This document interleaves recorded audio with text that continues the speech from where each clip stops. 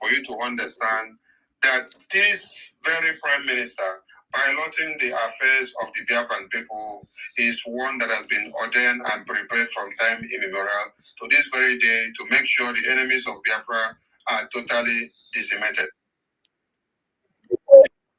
If I not, sharing. At this very time, because does not bring one Nigeria down. Biafrans have done that before now, and we have even burnt their passport before now. So we took the lead, and you are coming very late, because we had warned all of you before now, and even before the fraudulent 2023 elections, that you have no hope, you have no life. The Prime Minister of the indigenous people of Biafra, Mazi Simon Ekpa Njoku, had in 2020 warned all Southerners in one Nigeria, everything Christians, that they should carry the Bible in one hand and carry weapon in another hand. This was in preparation of what was to come, because we foresaw what the Islamic jihadis meant for Christians. Did you listen to us? No. Today, the policies of America has helped the Islamic jihadis under Biden administration to brainstorm and to spread Islamic jihad to the entire globe. So to this very end is why you see how they have spread like wildfire. But in Biafra land, we have their antidote. And their antidote is the Biafran Defense Force. The Biafran Defense Force comprises of the Biafran Liberation Army, the Biafran resistant fighters, the Biafran Navy, the Biafran Air Force, and every other forces, the Biafran Liberation Army, and every other forces that are fighting under the Biafran Defense Force, supervised and led by the Prime Minister, the Commander-in-Chief of the Armed Forces of the United States of Biafra, to make sure the terrorists are destroyed, decimated, and put in the trash in Biafra land. The prerogative and the objective of this government is to make sure that our women and children are not massacred by number. We have to protect our women and children, safeguard them from the faces of the assailants, the terrorists that we have known as the principal enemies, those coming to desolate your communities, to take over your lands, and to kill you and to forcefully Islamize you against your will. These have happened before, and we have resisted them. This is one of the reasons why the January 15, 1966 coup came to be. The gallant men and women of the federal military government of one Nigeria, predominantly those that understood the essence of defense, self-determination, self-preservation, and freedom, were of the Biafran extract. We had docility in the mindsets and the likes of the Oduduwa extract, and also the Hausas and also the Middle Belters. So when our gallant men and women presented the idea of making sure we salvage the lives of millions in one Nigeria, many ran into their wardrobes. Many ran under the skirt of their women, while you only had men of steel and of valor that were able to stand the test of time to see that the coup of 1966, January 15, took place. It was not to safeguard Igbo. It was not to safeguard the Yoruba. It was not to safeguard the Kalabari. It was not to safeguard the uh, Hausas. It was not to safeguard the Ibibio or the Efik or the Ijo or the Shekeri or the Orobo or the Benin and the Edo kingdom. No, it was to the entirety of humanity in one Nigeria. This is to tell you how much the Biafran people have sacrificed from time immemorial to this very time to see that one Nigeria becomes a living place for everyone. Please, as you join the space, do us the favor of sharing and liking and making this space to go viral so that other people can know that we are here. We know it is late in many places, but that notwithstanding, Biafrans are awake 247 because they know that they are at war and they don't need to sleep with their two eyes closed. The sole aim of the defense of the Biafran people and any Biafran, wherever you see a right-thinking Biafran that understands what freedom is all about, is to see that nobody is massacred. We love self-preservation, we love self-defense, and we love to exercise our human right. We have not been recorded for cutting heads of babies, women, children, and men. No. Our own has ever been to see how the environment becomes industrious, becomes explorable, becomes useful and viable and enabling for people to derive and to impute whatever wisdom and knowledge that they have into play so that other people can be able to get something out of it. A contributive people, people that are able and willing and always available to make you become something in life. If a Biafran had been allowed to be the sole head of one Nigeria for years, you would have seen that one Nigeria wouldn't have been a matchet of Britain contraption, Britain hegemonic tendency, and American puppet. One Nigerian would have been a place where everybody will now come to study, where everybody will now come down to come and get what they want, because a Biafran man is a visionary man. Even as you see how they use Peter Obi by Britain, when they saw that MNK was kidnapped, and they saw how the firepower of Biafra had been, knowing too well that Peter Obi is one that can cajole the minds of the people with his sweet, sweet words in his mouth. Also understanding that he is a sabo licking the wounds of the Fulani terrorists. He has killed Biafrans during his reign, and many of them, the likes of them are many, and we cannot sit down here to count them. It's not only Obi, we have Dave Omai, we have Goodluck Jonathan, we have Godswill Akpabio, we have Ayade, we have no, we have Udo Emmanuel, we have all of them in all over the whole eastern region. But when you look at them and what they have, the vision that they have to one Nigeria, their vision is useful and transforming as a Biafran.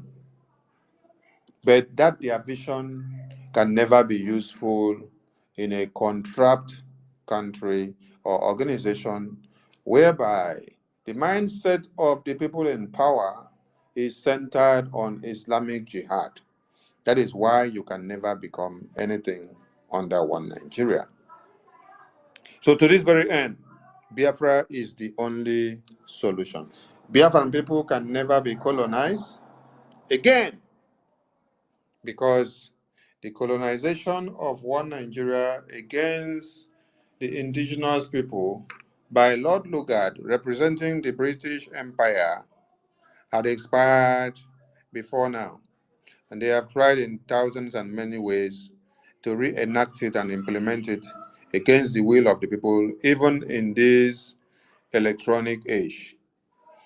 They don't even believe and understand that this is not the Stone Ages where they can do anything and then make it actualize within days. The Biafran people have come to tear apart and to shrink everything that has to do with one Nigeria and Britain.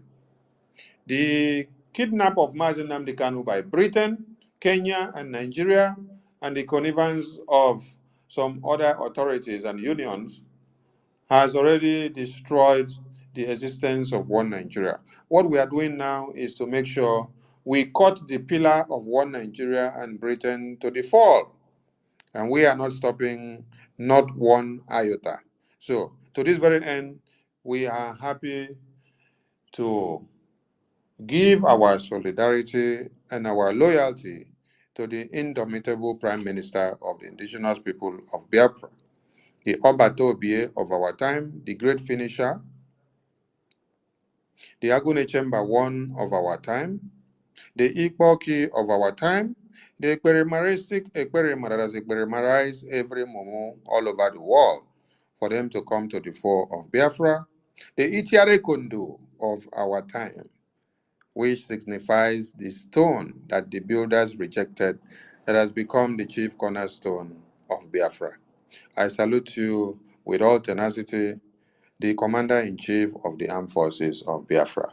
There is no one compared to you, and we don't even want to have another compared to you, because two of you will not fight for Biafra. One will neither go for one Nigeria, while it is only the Simon Ekpa Njoku that will only fight for Biafra, because everyone are not born with the same gift. It is only those that are embedded with special gifts that will do the bidding of Chukwokike. So, Biafran people are grateful to have you, because without you, our women and children would have been in IDP camps. Our women and children would have been massacred, butchered, their heads cut to pieces, and they would have been buried before this time. The vultures would have used their carcasses to do party day in, day out. You are a blessed being to the Biafran people, and we salute and appreciate you for all your work. It's not an easy thing to lead a stubborn and autonomous set of people of our type, with brains and mindsets moving to and fro like a pendulum bulb. The brains of some average Biafrans are not in equilibrium. So it's not an easy thing for a prime minister of your time, as young as you are, to be able to control and to go in line with the brains and the mindsets of the Biafrans of our time. We salute you for making yourself a sacrifice to see that Biafra is restored. To our eternal leader, super kudos for you to have been a being that fought to show us the pace to follow. And all the heroes and heroines, including the former president of Biafra, Philip Effiong, and the person that actually led the coup as they portrayed him, Kaduna Nzoku, you are a blessed being because you fought for humanity. And to our supreme leader, we cannot say extra much about you, because as we speak, your dynasty can never be erased. Even if the people that answers your name as Namdi Kanu's family are not in line or walking obediently with how far you have sacrificed to the Biafran people, your name remains forever. I salute you, my supreme leader. So, the Biafran people are fighting a war. And before now, you've heard that the war is being fought systematically before our supreme leader was kidnapped. But now, they are no more taking it into a systematic pattern. What they are doing now is that they come to kill our women and children in broad daylight, and then everything is unreported. Everything is downplayed. Everything is downplayed through the help of United Nations, International Criminal Court, ECOWAS, America, and UK. A lot of people will say your submission is quite different from the topic recolonization of Nigeria 2024 with British lawmakers in the Senate chambers of one Nigeria. Forget what I write on my uniform, or what I write on my cap, or what I write on my chest, but listen to the message that is coming. We are here for a purpose, And the topic there, or the write-up there, is to be able to bring in those that loves one Nigeria so that they will hear the gospel truth.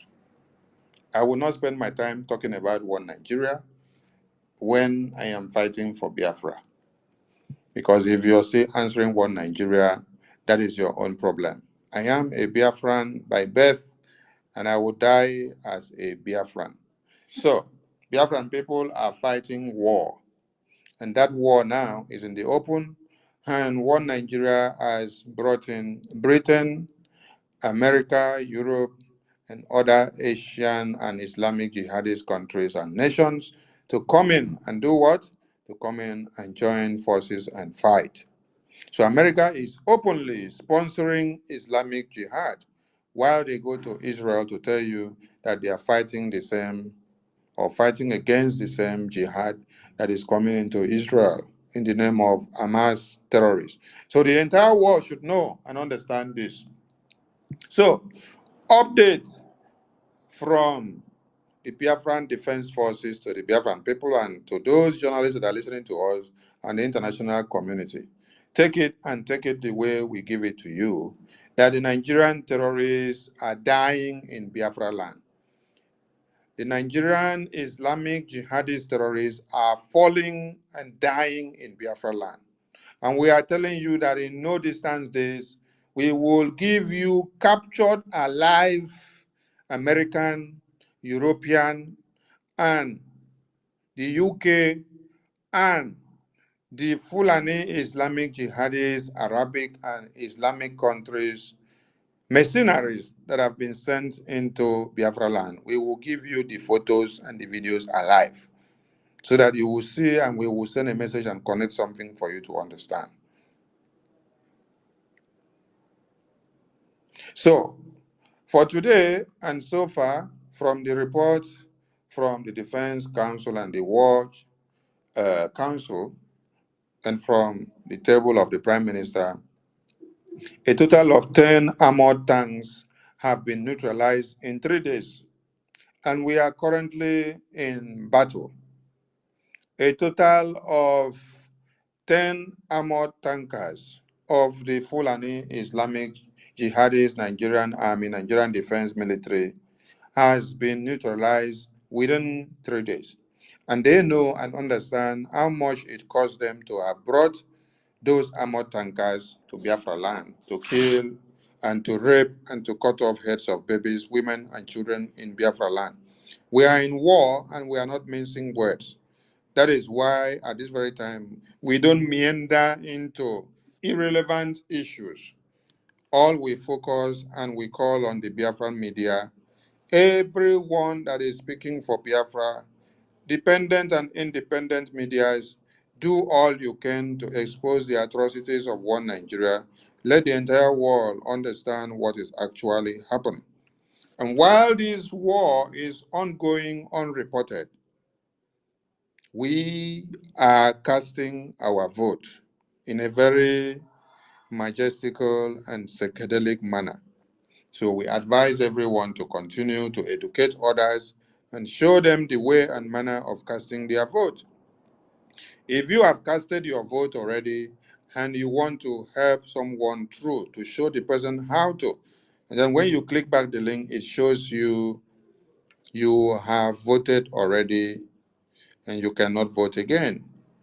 Click on the 3 dots on the top right corner. I posted a picture and then I pointed the arrow towards that very place. Click that 3 dots. You will see new incognito. When you click the new incognito, you are in a new tab of window browser. With that, you can now sign into a new Gmail account of the former or the other person that you want to help to put through the process. There you sign in. After you sign in, then you now do what? You type the Biafran Gov website, www.biafrarepublicgov.org. Click search or enter. It will go in. When it goes in, you're in the website officially. What you need to do is click the vote button. When you click the vote button, you continue from there and you're redirected into the server to cast your vote. As simple as ABC. There are thousands and many ways that we can help others and show them how to cast their vote. So the voting must continue while the defense department, the military department are doing their own work. And we will continue to make sure we destroy the terrorists in one Nigeria as far as Biafra is concerned. They have come with fighter jets and then they ran away because they saw, just like Musa had cried, that the airspace had been taken away or taken by Simon Ekpa and his Biafra Liberation Army. So the Biafra Defense Force are doing the needful to make sure Biafra land is safe and sound. As you celebrate the happenings of the day, and anything that is perplexing you for today, be it Valentine and be it whatever that you enjoy, remember that the Biafran Liberation Army are fighting, the Biafran Defense Force entirely are fighting the terrorists. Hundreds of the terrorists have been neutralized in a single day. I'm telling you that one in a single day.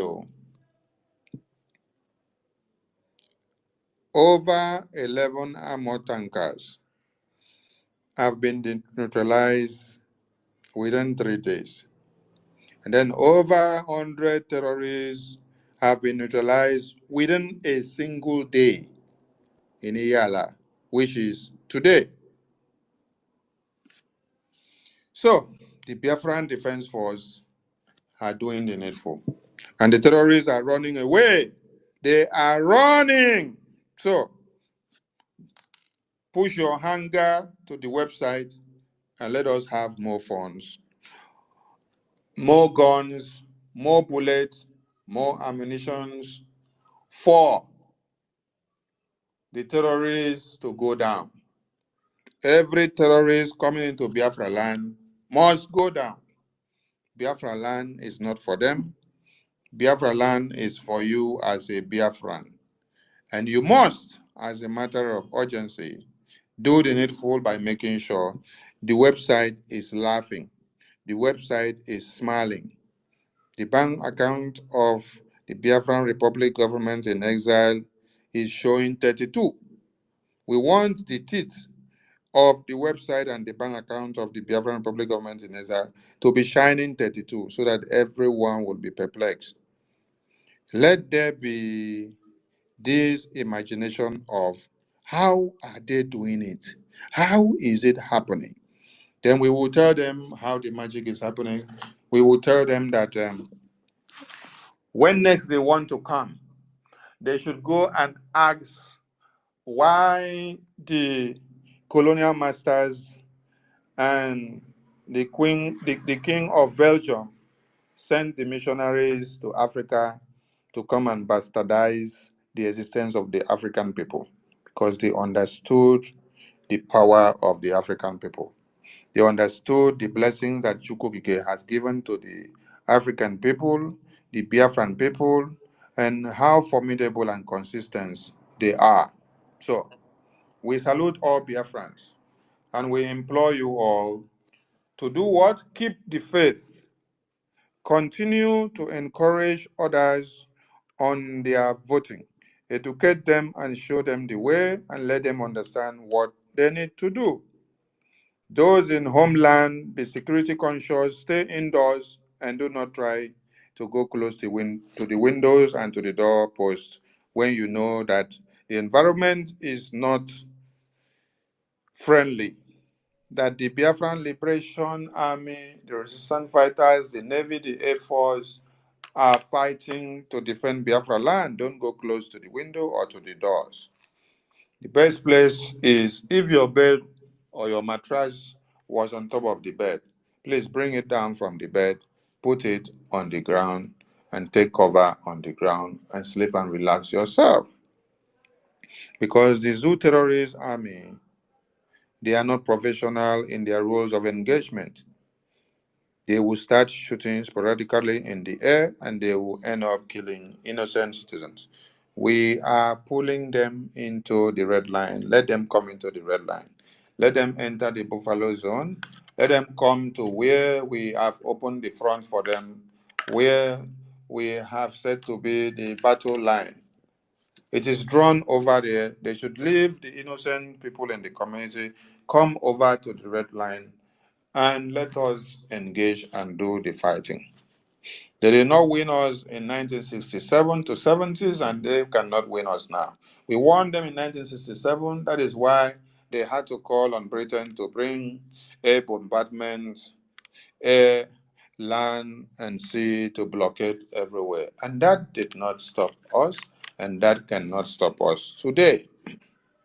So, the Biafran people, a volunteer army that has been set up. Let me repeat that again because I said it before, and you will always hear that from my Prime Minister, and he has repeated it several times, even as I was not with him yesterday when he was here.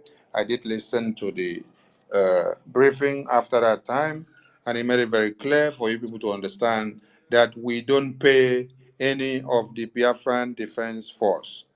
They are all volunteer armies. So if you're thinking that you will leave the Nigerian army and come over here and we start paying you, that time have come and gone. Anyone that is coming with the blackmail or propaganda that we are paying anybody, no. We have to be a volunteer army serving and ready to defend the motherland with the agility of being able to destroy the zoo terrorists.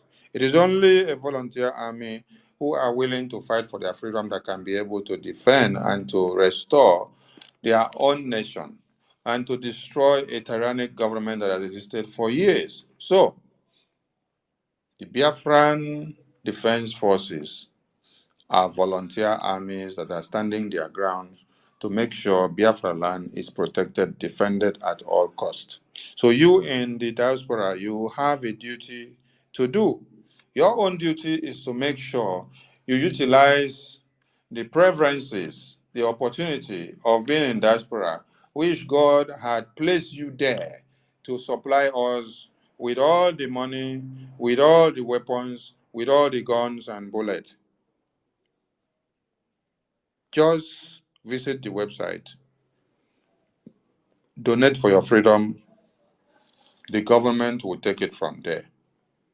I thank you all for your humble response that will be coming into the website because all we are here to solicit now is for more funds of guns and bullets. Guns and bullets. We have thousands of men on ground. All we need is guns and bullets. The American and the British and the European and the Islamic jihadis recruited mercenaries coming in from all over the globe cannot stop the Biafran Defense Force, cannot stop the Biafran armed forces fighting to make sure Biafra land is defended at all costs. Because it is our government, it is our land. We know the terrain more than them, and we have everything in our hands. But we need more of acquired sophistication of weaponry. So we need you to do what? Disengage yourself in anything else that you have been doing. Gossip, slander, propaganda, blackmail, wasting your time on other things that are irrelevant. All we need to do is engage people that can give us sources and avenues of funds. We need money. Push them to the website, convince them of understanding the importance of freedom. Let them go and make donations and give us money.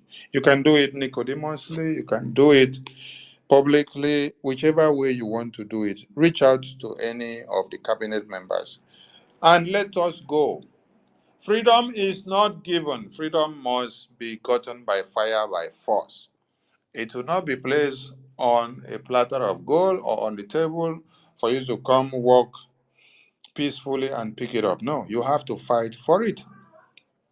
People have fought and defended their own time.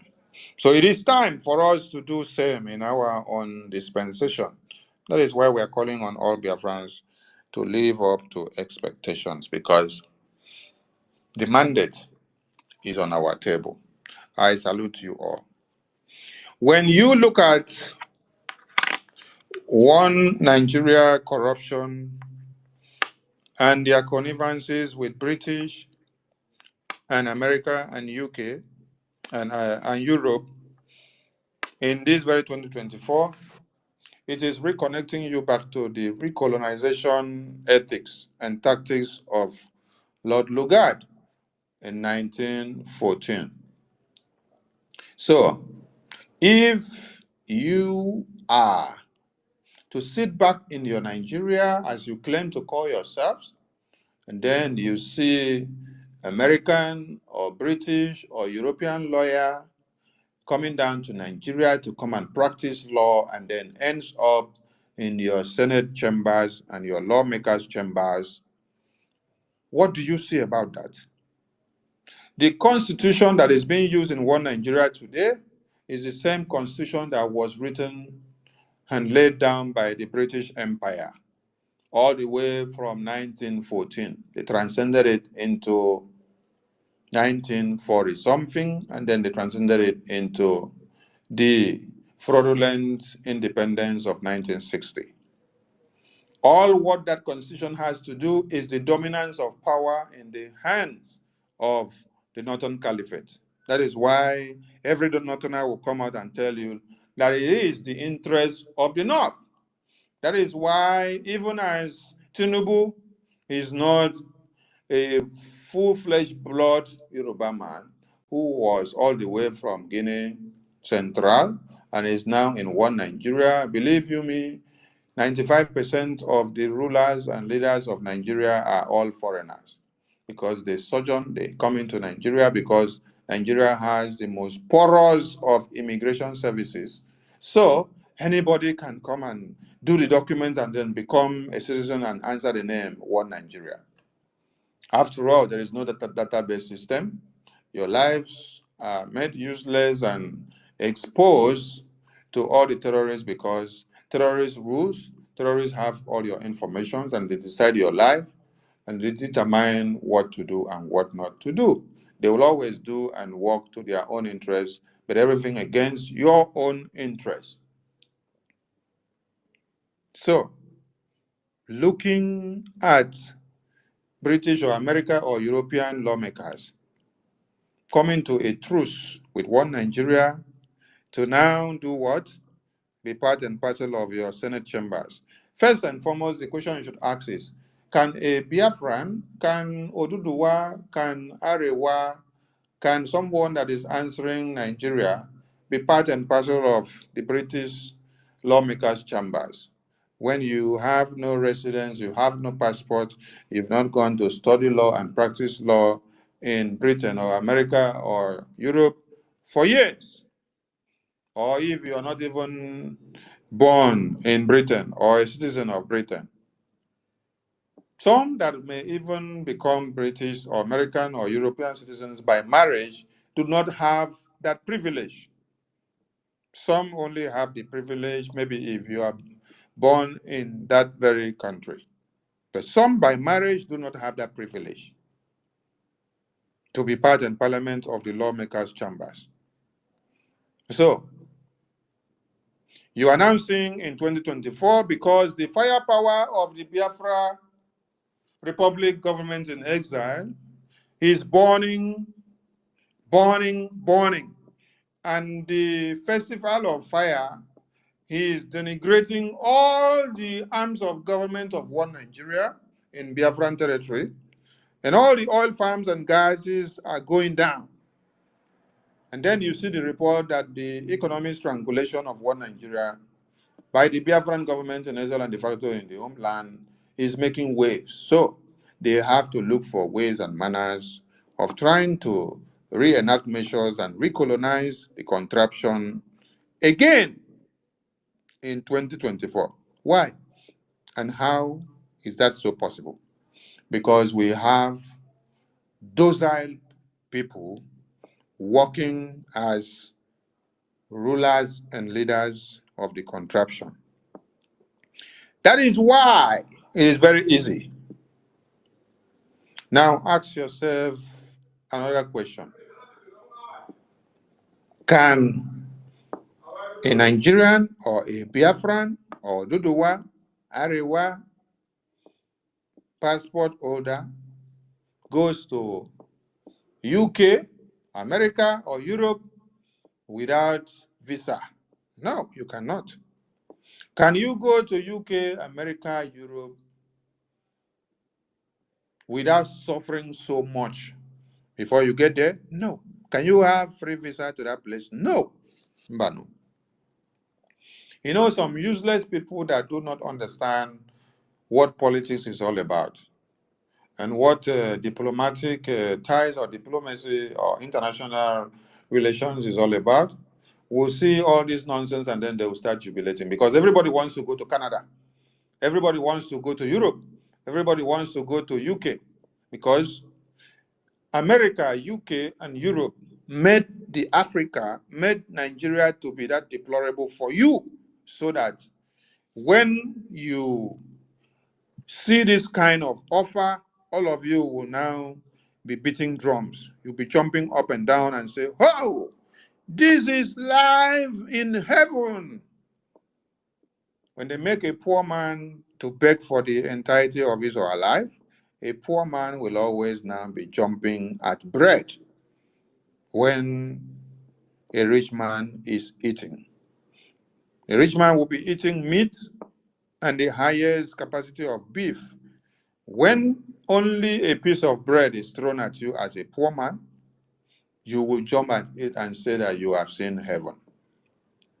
So one Nigeria has already been stereotyped in a way that all of you will see life in misery, in pauper, in jeopardy, and in penury.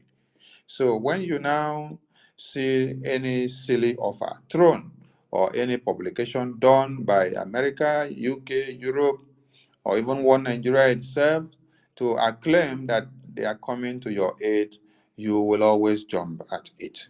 At times, I don't blame all of you. I blame the hegemonic tendency that has bastardized the brains of every Africans for years because it's not an easy thing. I listen to many scholars speak, and when they finish speak, they only lament about the hegemonic tendencies of the colonial masters, but they don't have preferred solutions to give. When I listen to Professor Lumumba speaks, and then at the end of the day, he doesn't prefer solutions. He only speaks, has a very good speaker, a wisdom man that understands the history, and he speaks and gives you and tells you what one Nigeria have done, what America have done, what UK have done, what Europe have done, and what the international community have done to Africa, but no preferred solutions. But it is only the Biafran Republic government in Nigeria that speaks and gives you solutions. It's only Mazina Mikano that speaks and gives you the solutions. It's only the Prime Minister of the indigenous people of Biafra that speaks and gives you solutions. So there is this disparity and this reality that you need to pick out. Compare and contrast and understand what freedom is all about. Being a good speaker is different from being a solution provider and giving the way forward. So in Biafra, you have the way out. So you cannot go to America, UK, Europe, and then go and then become a lawyer and become part and parcel of their chambers. But the colonial masters are today recolonizing your morons and telling you that they are coming and sending their lawyers to come and practice and become part and parcel of your judiciary system. What do you understand by that? Because they have to come and regalvanize your brains and make laws that you will see and seem, oh, it is a law that is made by a white man. Oh, this is the best law ever. The same way that they did from 1914. Because anything that a black man is telling you, oh, man, you are a fucking nigger. I know you go reach your mama's house. I know you go reach your papa's house. Is it not this Simon Ekpa that I know in Ebonyi State? Is it not Mazenam Dikano that I know in Papa house? I know him. Oh, is it not Akbarawa Sonu that I know him in Ibesikbo Sut, and I know where Papa come from? I know where he schooled. He was a product of a mainland technical college. He was a product of this defense academy. He was a product of this college. He was a product of this place. I know him. Huh? We schooled together in primary school. We schooled together in nursery school. You're wasting your time. I know him finish. A white man that is coming all the way from one Nigeria, UK, America, and Europe. Oh my God. What he will say is what will supersede what all of you are saying. So they will take that one. So they have understood that you are still being doomed by the colonization pattern in your brain. That is why they are now sending the colonial masters, lawmakers, to come and be part and parcel of your Senate chambers and be making laws for you. So that when they make the laws, you will not have anything to say no. They will galvanize your brain into believing that they are actually bringing the best for you. Which best has one Nigeria ever given to you? I thank God that the Biafran Republic government in Israel, de facto in the homeland, and the Biafran people have taken their stand, and we are casting our vote for referendum. So if you like, allow Britain to recolonize you another time in 2024 with their lawmakers coming to be part and parcel of your legal or your lawmakers' chambers, because you are all going to die in doom. What is the advantage and disadvantage of the lawmakers of Britain and Europe and America coming to be part and parcel of your green and yellow and white and legal chambers? Why are they not going straight to tackle the terrorists that has become a menace in one Nigeria? Why are they leaving the real issue to go for issues that are irrelevant? They are leaving the advantages that they are coming for their interests.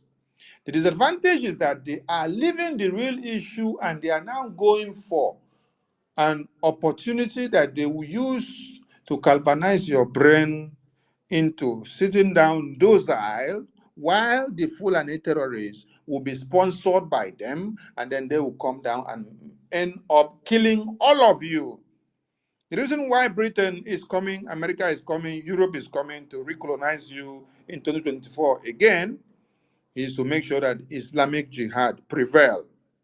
I want you to remember what happened before now. Let me get a video and then I'll play this video. You will listen to what happened before. The role that Britain played.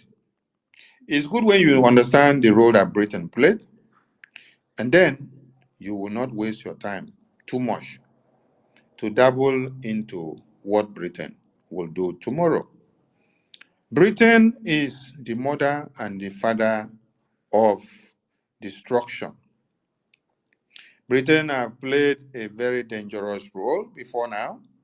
When they came to Africa, their sole aim and objective is to make sure that they allow this Islamic Jihad to prevail and to take over you.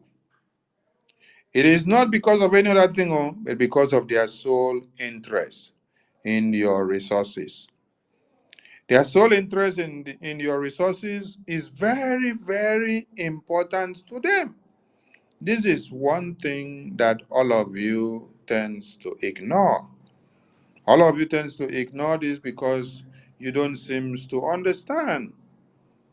Britain's reason of coming is because of the resources that you own, because they want to make do of the resources. They want to make sure the resources is in their own hands. It doesn't matter how many of you are dying or being maimed or massacred on a daily basis. Oh, your resources is the important thing. Have you asked yourself why they are heading and abetting the genocide in Ukraine today? What does it take from them to make peace, make sure that peace reigns amongst the Ukrainians and the Russians? and the people that want their freedom. No, they will not do it because they will now look for where it will favor them. Then they will continue to supply them more weapons so that the people in those places will be killed, massacred, and destroyed. Then they will now have a way of getting something back. Britain's sole aim in Africa is to make sure you continue in perpetual bondage. India have passed through their ordeal. Many other nations have passed through their ordeals. It takes someone that understands what the secrecy of Britain is all about to be able to stand firm and to destroy Britain. And for you to be able to destroy Britain, you need people like our Prime Minister. You need people that understand applying the ordinary and the extraordinary to Britain to be able to subdue them. Britain have their ways and manners of committing their evil, and their evil will continue to prevail if you give them a safe haven. That safe haven is what we are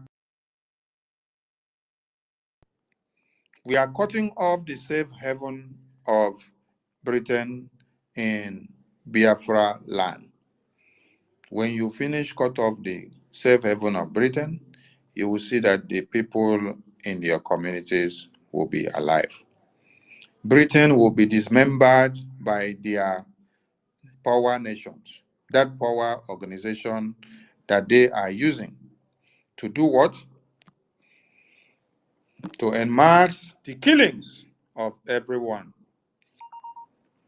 The evil that these people have in their minds and in their souls is something that you don't need to overlook and go to sleep. You need to be awake 24/7 to understand the evil of Britain. And when the British colonized the North in 1900, what do we, the British, do? We very cleverly rule with a few hundred district officers through the Muslim emirs. It was the best thing that ever happened to Islam in Nigeria. We cleverly ruled. They cleverly ruled. And when the British colonized the North in 1900, what do we, the British, do? We very cleverly rule with a few hundred district officers through the Muslim emirs. It was the best thing that ever happened to Islam. It was the best thing that ever happened to Islam. Are you getting the point? So, in 2024, they have gone to sit back and remember the strategies that they use, and remember that they cleverly used that tactics before. And it is another way because they have sat back to see that, oh, Tinubu is kind of fidgeting. Tinubu is going front and coming back.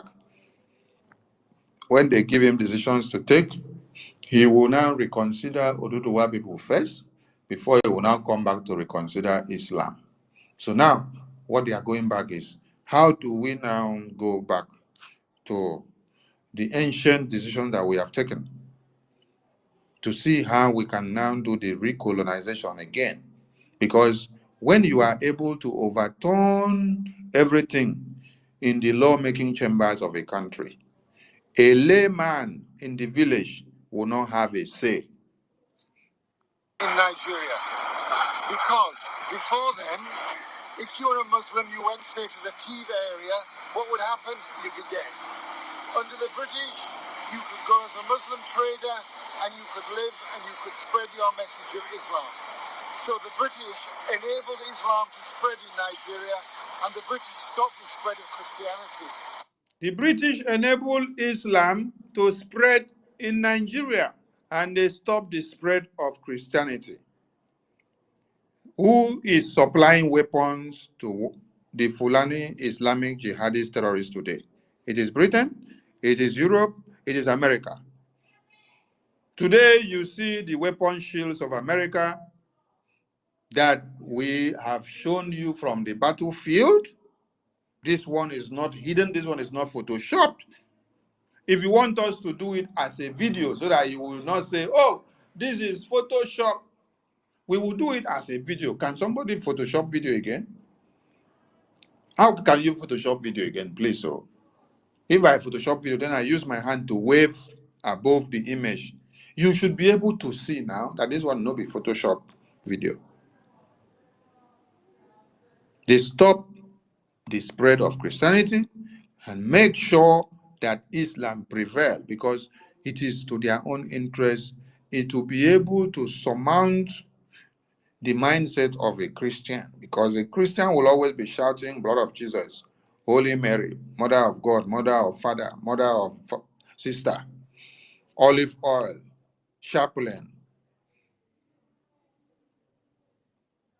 But a Fulani will do what? A Fulani will do the mandate that the British has given to them. So they stop what?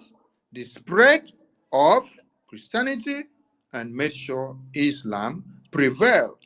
It is not different from the ethics that they are using today, and they want to reenact today and recolonize you right from inside your lawmakers' chambers. For the foolish ones that are still believing in one Nigeria, because Biafrans have their own different mandate.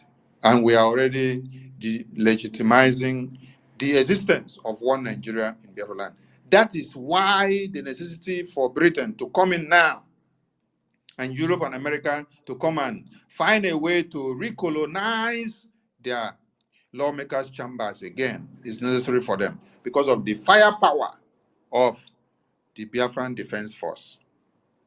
Because Lugard kept missionaries out of the north. Frederick Lugard kept missionaries out of the north. Frederick Lugard. Now, the Lord Lugard that contract all of you together, he kept missionaries out of the north. Which missionaries? Were they Islamic religious missionaries? No. It was Christian religious missionaries, because the Christian religious missionaries are the ones that were brought in by them in the first place to come and bastardize your own African traditional religion. So when it was, they were the same people that brought them all, okay. But when it is now time for the conquest, they now kept them out of the north. They now made sure that the Christian religion has been done what? Stopped.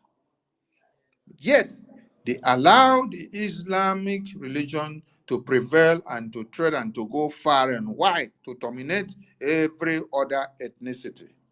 Because they had what? A plan. And that same plan is not different from what they have today. When the British colonized the north in 1900, what do we, the British, do? We very cleverly rule with a few hundred district officers through the Muslim emirs. It was the best thing that ever happened to Islam in Nigeria. Because before then, if you're a Muslim, you went, say, to the Tiv area, what would happen? You'd be dead. Under the British, you could go. Before then, do you listen? Before then, if you go to the TV area, as Islamic jihadist Muslim, you will be dead. If you go to that side that do not believe in the Muslim, in the Islamic jihad, whereby what they believed in is their traditional religion, which they used to fight every alien religion. Before then, if you go there, you will be dead, because they will surmount you and destroy you. But what happened? Because Britain has seen them as a very good tool. Britain now decided to use them. And to now do what? They use this colonization of the lawmakers' chambers to shuttle the chances of Christian preachers and Christianity to have a voice. And then they make sure the Islamic jihad prevailed. They did not do it for no just reason. They did it for the reason of their conquest, because they knew what they would now see to use those people to gain. They saw the power in you with your traditional religion as an African, that you were using the power to do what? To defeat them, to fight them, and to win wars against them. So they were now looking for weaker vessels that can now be useful to them to use to now come to destroy your own ways of worship and everything that you were using against them. They found one that was very useful. And that one that was very useful was what? It was the Islamic Jihad. So they find a way to stop your Christian religion. They did not just sit back in Britain and then say they stop Christian religion. No, they did it through your lawmakers' chambers. So you see this thing that is happening now, that they say British lawmakers are coming to be part of One Nigeria lawmakers to make decisions in the Senate.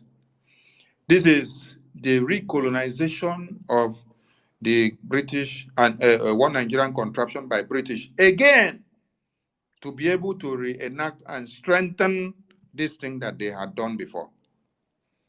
In a way of doing what? Killing Christianity, killing Christians' standpoint in one Nigeria, so that Islamic Jihad will prevail. At the end of the day, they will kill every Christian. Today, some of you are celebrating and enjoying Valentine. Do you know that the Valentine that you are celebrating was a Christian preacher? Do you know that the Valentine that you're preaching was a Christian preacher who was beheaded? His head was cut off and hung on a spike by a Roman emperor who said, Christianity, nobody should preach against about Christian again. Nobody should preach against his own tyrannic government. Do all of you know about it? No. You only heard the part that they said, love is forever. Love is for all. Let us celebrate love. Love will last forever. So you now pick only that part, and you are celebrating the Valentine's Day. But you don't know that a Christian who was upholding the dignity of Christian, the dignity of the Bible, the dignity of Christianity, was beheaded, and his head was hung on a spike, cut off and hung on a spike. Why? Because of what? Standing his ground for Christianity. So you only pick the part that you hear that they said love lasts forever, and then you now celebrate 14th of February. But you don't get the whole story of how Claudius, the Roman emperor, bastardized this Christian and then cut off the head. Today, it is the same thing that Britain and British is doing to all of you.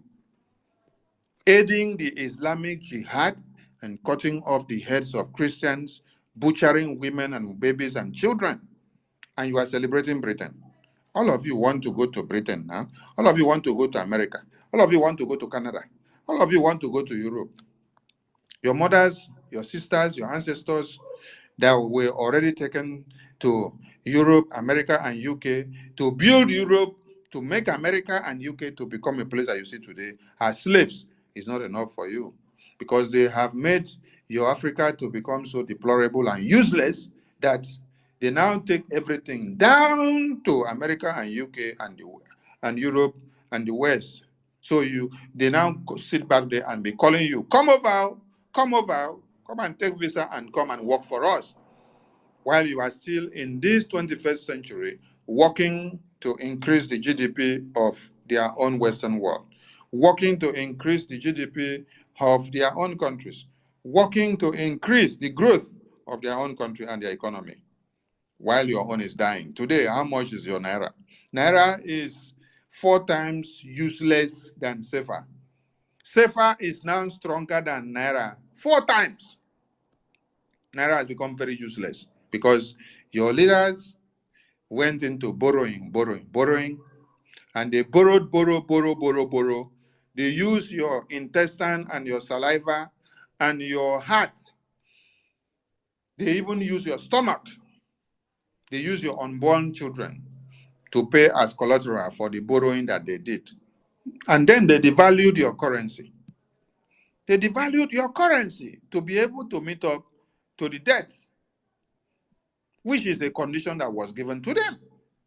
So when somebody was asking Peter Obi, how will you be able to work on the debt when the foreign reserves is already upside down compared to what you are deriving in a day? That shows how useless the journalist is, because the money that is going out of one Nigeria is more than what they declare to you. You have every possibility with transparency to be able to service everything, even without borrowing a dime. Every country have to borrow when need be, but there are ways and manners with vast resources that you have that you can service your debt until you go out of the foreign debt and then you don't borrow anything. If, for example, you are told that 3,000 barrels of ton of oil and gas is going out of one Nigeria, that is what is declared to you. But yet, in actual sense, what is going out is 1,000 barrels. Sorry, if 300 barrels was told to you that is what is going out, in actual sense, 1,000 barrels is going out. What is happening to the 700 barrels? Why can't you be able to service and take care of everything when there is no lie, deception, and there is no discrepancies? So, something that is built on corruption and lies, how can it become something useful? Listen to British criminal. As a Muslim trader, and you could live and you could spread your message of Islam. So the British enabled Islam to spread in Nigeria, and the British stopped the spread of Christianity because Lugard kept missionaries out of the north. He only let missionaries go to the parts that were not under Muslim rule, like the Jos Plateau. So the Christian church in the Middle Belt thrived in areas that had never been conquered by the House of Fulani. Why are there huge areas of the north of Nigeria depopulated today? The answer is jihad. Because those who weren't enslaved by the House of Fulani or conquered by the House of Fulani, they either died by the sword or they fled to the hills, like the Plateau, like the Goza Hills in Bornu. And in those hills, when I was there in the 1970s, there were no Muslims, none whatsoever. The people followed African traditional religion and were dwelling Christians. The people followed African tradition in their own way. Before, there were no Islamic jihadists. The people followed African traditions in their own way, and they worshiped the true God, and they were making exploit. But with Britain in the space, they had to do what?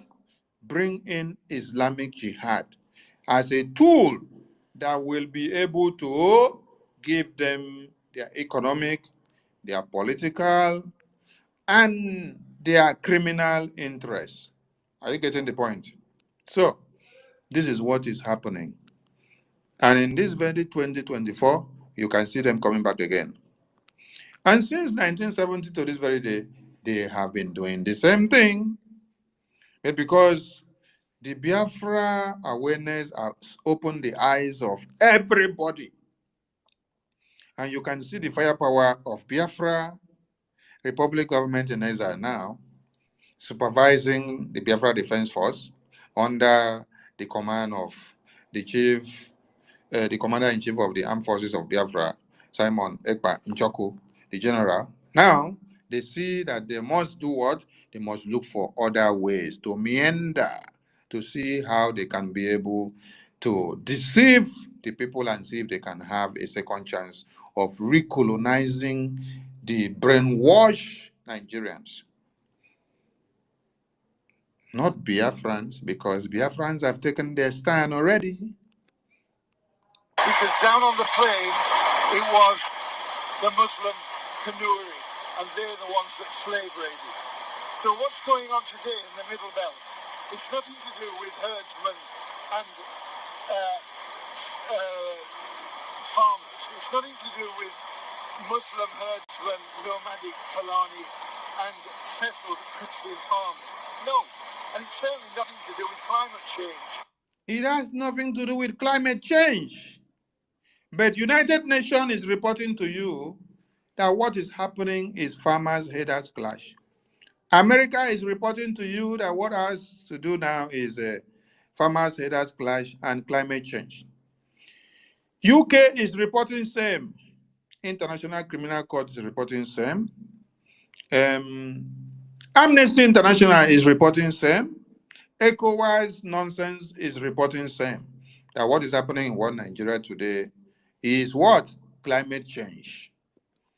This is someone that has been there in the one Nigerian contraption and is telling you that they played cleverly to make sure that what?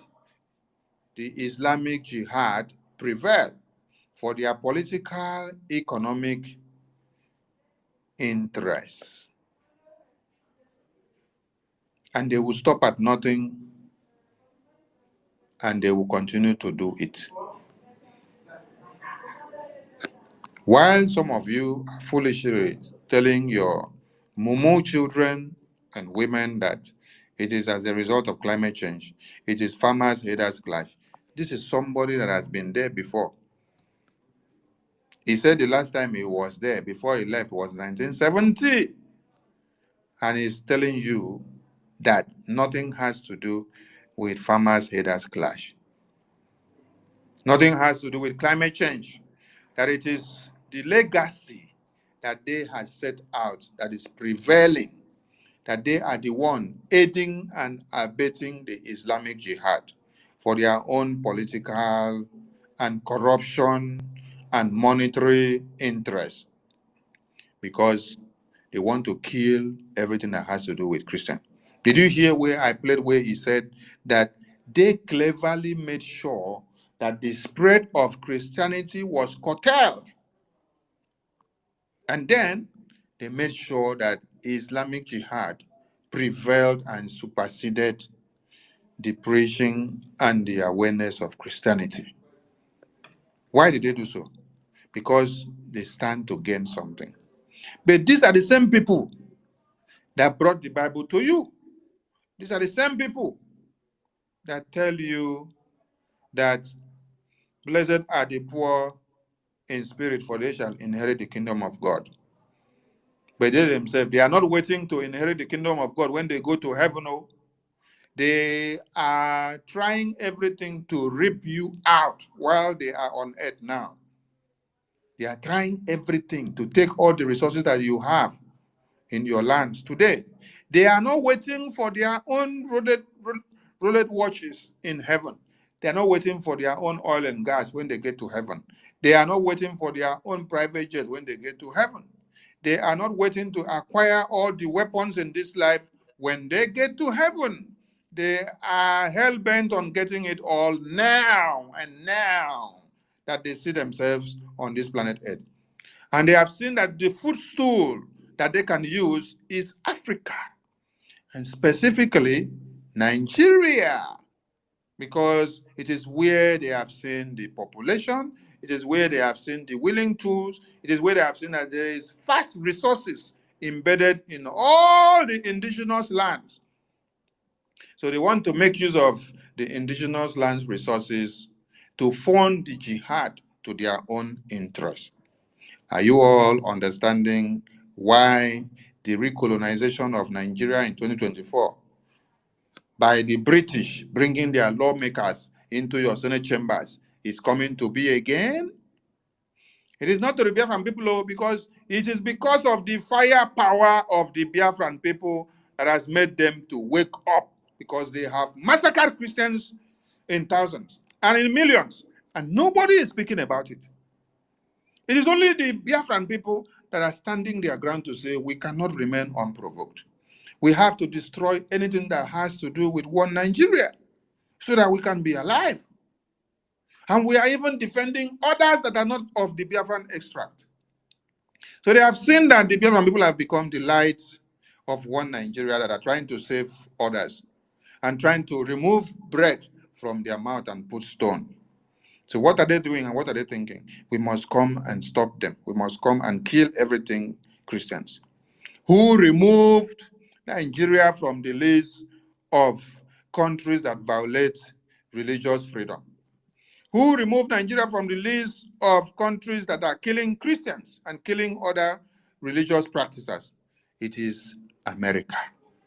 When America removed it, you think that it was just America that did it alone? Britain were behind them. And Europe were behind them. ECOWAS made it possible. And then the Islamic Jihadist organization saw a safe haven to trade upon. So if you are still sleeping and shouting one Nigeria, doom is your own end. Because what this man is saying here is not different from the reportage from United Nations. United Nations Secretary visited Nigeria, the attorney of International Criminal Court visited Nigeria, and when they came back, what they are reporting to international community is that the genocide ongoing in one Nigeria is as a result of climate change. But this man here has just told you that what is happening in Nigeria has nothing to do with climate change, that there is no disaster of climate. Everything that is happening is Islamic jihad. But what they are portraying there is what this man is just telling you. This man's message is referring to far away to 1970s, the role that Britain, America, and Europe played. Because down on the plain, it was the Muslim Kanuri, and they're the ones that slave raided. So what's going on today in the Middle Belt? It's nothing to do with herdsmen and farmers. It's nothing to do with Muslim herdsmen, nomadic Fulani, and settled Christian farmers. No, and it's certainly nothing to do with climate change driving out the Fulani. This is quite simply jihad. This is just an extension of Usman Dan Fodio's jihad by other means. But nobody in England dare call it jihad because they're all scared of being called Islamophobic. Well, I'm not. I don't hate any Muslim. This is simply jihad. Jihad means holy war of the Islamic jihadist sect, which the sole aim is all about. Let us Islamize the entire world, kill everyone that is Christian, that do not believe in Islamic ethics and jihad. Let us make sure the entire world is Islamized. These are the same terrorists that are fighting against the Israelis from the Hamas region. These are the same Palestinian terrorists. These are the same Afghanistan terrorists, the Taliban that took over Afghanistan. These are the same terrorists that are attacking from the Iranian unit. These are the same terrorists that are attacking also out from Syria. These are the same terrorists that are spreading all over the globe. The sole aim is all about jihad. So, the thing that baffles everyone here is that one Nigeria is funded by America, UK, and Europe, and one Nigeria is the same terrorist organization as the Hamas terrorists and the Palestinian terrorists and the Afghanistan terrorists. But yet, the same UK now, who is funding, and Europe and America, who is funding one Nigeria as a terrorist organization, is now going to tell Israel, we are standing with you and we are ready to fund you because we want you to kill the jihad. So which jihad are you fighting? Biafran people, Biafra land is in total control of the Biafran Republic government in exile. Yes. We just saw a video where, anyway, let's leave this one. Let's continue.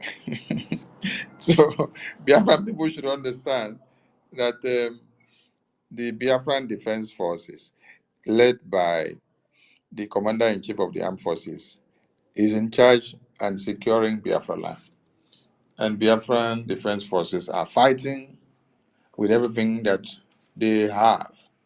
So we are imploring all Biafrans to swing into action, cast their vote, and then take their anger to the website and drop more funds.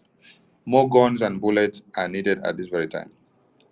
When we rain bullets on the terrorists from morning till night, we need to replace those bullets. Every bullet that is dispersed turns into shattered, and then you see it in a disassembled manner. You see it as shells. You cannot make use of a disassembled bullet or shell. You can now only input a new bullet that is not on shield into the weapon, into the gun, into the AK-47 to be able to fire again, or into the machine gun or the RPG. So, since morning and for the past 84 hours, uh, sorry, 99, for the past 94 hours, it's been firing, firing, firing. So now we need more guns and more bullets. So visit the website and make donations and let the Biafran Defense Forces have enough to be able to make do with. I salute all Biafrans listening to us, and I see my minister there, Mazio Tumamaya. I see my minister, Mr. Suno. I see my minister, Chinwe, from the license office, and many of you. I did see my minister of military department. Maybe he has retired due to one or two duties. And I see Biafra license Italia. And then I see many of you joining in from all units. And lovers of Biafra and haters of Biafra, you are all welcome to this very space. My minister Otumwamoya, you are on the co-host, and I need a second co-host because Biafrans would love to speak. So whoever is disposed for a second co-host, please indicate. Let us give you the second co-host as we continue. Minister Otumwamoya, over to you, please, as we move on for Biafrans to aid their views. Please reach out to the microphone and say something. Thank Thank you, you my so much. We minister. Good appreciate evening all from of my you. end. Thank you to the media team because your work is speaking and the media is a cock 247. I appreciate you all. Those that are not yet speaking and those that are not yet doing one or two things in the media, please. Every Biafran now has the obligation to become a media personnel because we need to continue to create the awareness and educate many people and then spread the gospel. If you've had issues with one another before, forgive yourself and forgive the person and then come back to the fore. We need everybody and every hands on deck. You are not the primary enemy now. The primary enemy now are the terrorists coming into Biafra land. So keep your ego and pride and prejudice aside. Come back and have this unity of purpose in your mind, Biafra first, and remember that even as we say keep everything behind, there must be discipline. Without discipline, we cannot go far and we cannot go forward. There is no government or no group of people that comes together to do something that don't have a standard of discipline. If we have no standard of discipline, everyone will do haphazardly and turn everything upside down. That is why we try to control some things, even though we cannot control this media that we don't have control of 247. But we are calling on everyone to do the needful in making sure the awareness is spread everywhere. I thank you all for all Biafrans that have turned themselves into the media personnel, making sure the entire world hear and know what is happening in your own ways and manners. Please continue and keep up the faith and keep up the fight. We are all together in this, and it is Biafra or nothing. Now our government be this, and we not agree. There will Chineke. My minister Otunwawanya, over to you, please. Finally, wow, finally, my minister, he decided to release the mic. Thank you so much for giving me this opportunity to speak. Unfortunately, your network does not allow me to hear you. So Can let you me hear bring me? you down and bring you up because as a Oh my co-host, God. I should hear you with everything that will be going on so that if network kicks me out, I'll be able to. So I bring you up again. That is network issue, we understand. We will refresh it and bring you back again. So before my co-host comes back, Jack Obiora, Jack Obiora, Jack Obiora. Hello, can you The hear mic. me? Okay, Very well, sir. okay. Yeah, yeah. Good evening, my minister. Um, I want to greet all the ministers here present. And my brothers and sisters, fellow Biafrans, I greet everybody. I want to first of all thank Chiko Kabiama for not relenting on his promise to us in giving us Biafra in our time. I want to thank him for the victory accorded to us since 4 days now, and the ones that are yet to come. And the return match we are going to play, I want to thank Chukwu Kabiama for the victory that is already waiting for us. So we shall celebrate. I want to especially thank Chukwu Kabiama for the life of Mazin Nnamdi Kanu.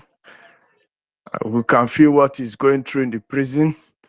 We can feel his resilience, persistence in keeping and holding the state for us, like Moses did during the time of Israelites. I want to thank our Prime Minister Simon Ekpa, who has left everything and said that this is the mission of God that he wants to pick up. I want to thank him. We should keeping on. That victory is ours. I thank all the government of the Biafra Republic government in exile and homeland, every of us that are working day and night to make sure that this our dream of Biafra land comes to pass, that will bequeath it to our generations to come. I want to just throw more light on our ministers, the point you've highlighted a lot. I have a way of viewing things anyway. I don't know, you might see it as maybe it's not the opinion of so many or not, but I see Christianity and Islam as a political tool. That is how I see it. I'm a core Christian, a core one for that matter. But when you begin to see the truth about so many things, you have to retreat. So, but there is difference between these two religions. They are all political tools, and they are established for a purpose. Like when we talk about the one world order, we know that the perfect tool to achieve one world order is Islam. Because in their belief, in their action, and in activities, you cannot betray or go against their belief. They are just like zombies. They follow and follow your leader. They just follow like that. They respect everything. No argument. Nobody will rebel against it. Christians, they can rebel. Some of them, when they realize that this is not the path we are supposed to be going, some of them will change their mind. Because in this their system, they don't want anything rebel. They don't want anybody to oppose. They don't want anybody to start speaking the truth. They don't want anybody to see the backside of what they are doing.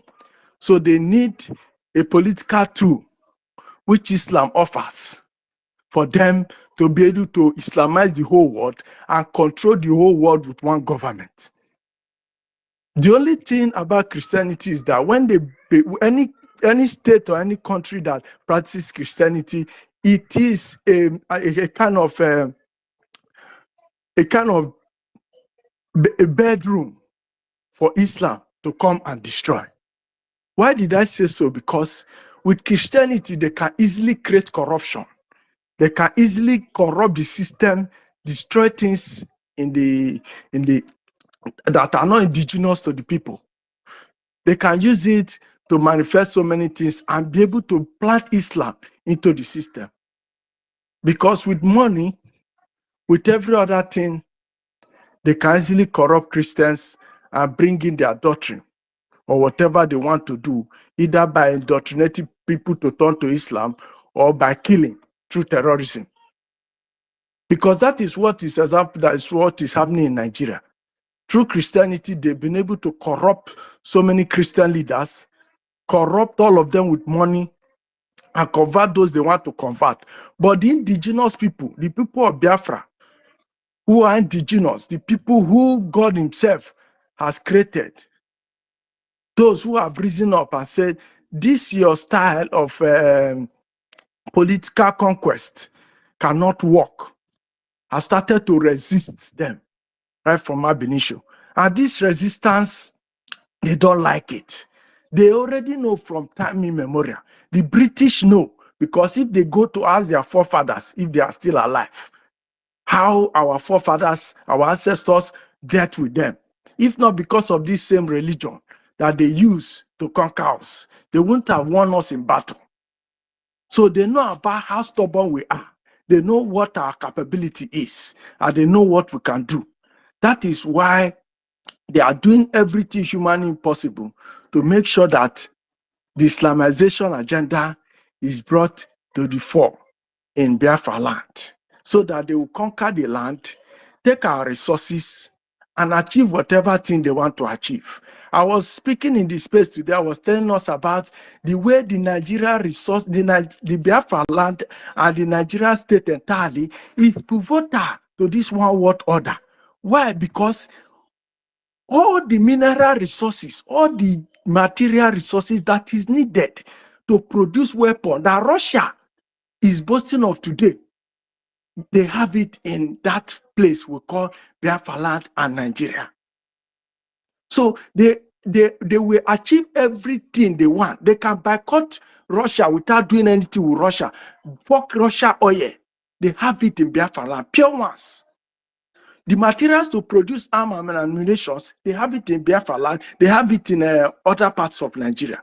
So this area is a pivotal point for them to secure. That is why I said that the Democratic Party of the USA are the people that installed the APC, and they are the people controlling the APC. And it is the agenda of this Democratic Party that APC must be in government. That is what Obama said, keeping Nigeria one is a tax that must be done.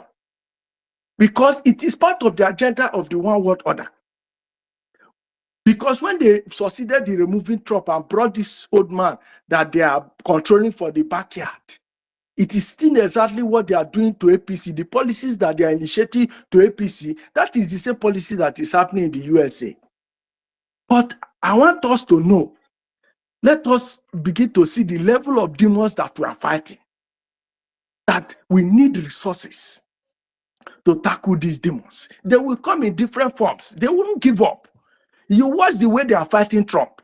If you watch the examples of these people they are fighting in Nigeria, they will make sure that they fight you till you stand still. Even though they are receiving defeat from Ukraine and from Russia, they won't back down from supporting Ukraine. That is the kind of demons of people we are facing. But we will defeat them. We will defeat them to the extent that they will know that there is no way they will go again. Because they are doing this thing by proxy. They are not doing it directly. But those people that they are sending by proxy, by the time we finish dealing with them, then we tell them that they won't go that message they are sending them again. So I want to conclude by urging our people. We are seeing the way things are going. With the battle we have won in the past 4 days, and the ones that are about to come. We will not wait for these people to come and be attacking and be attacking. We have to go into the offensive. We need funds. Please, I beg our people. This is our redemption. This is our opportunity. This is our life. We are nothing if we don't have Biafra. This is our inheritance. This is the gift of God to us. This work of Biafra we are doing is the work of God on earth. This is the work of Chukwu Okike Abiama, the work that God has given us to come and do. If you say you are a pastor, you say you're a man of God, you say you're a believer, you are not doing any other work. This is the work of God. That Mazin Nnamdi Kanu, after attending university, after going to his master's degree, opening a company, married a wife, got a kid, and abandoned these things, sacrificed his parents to do the work of Chukwu Okike Abiama.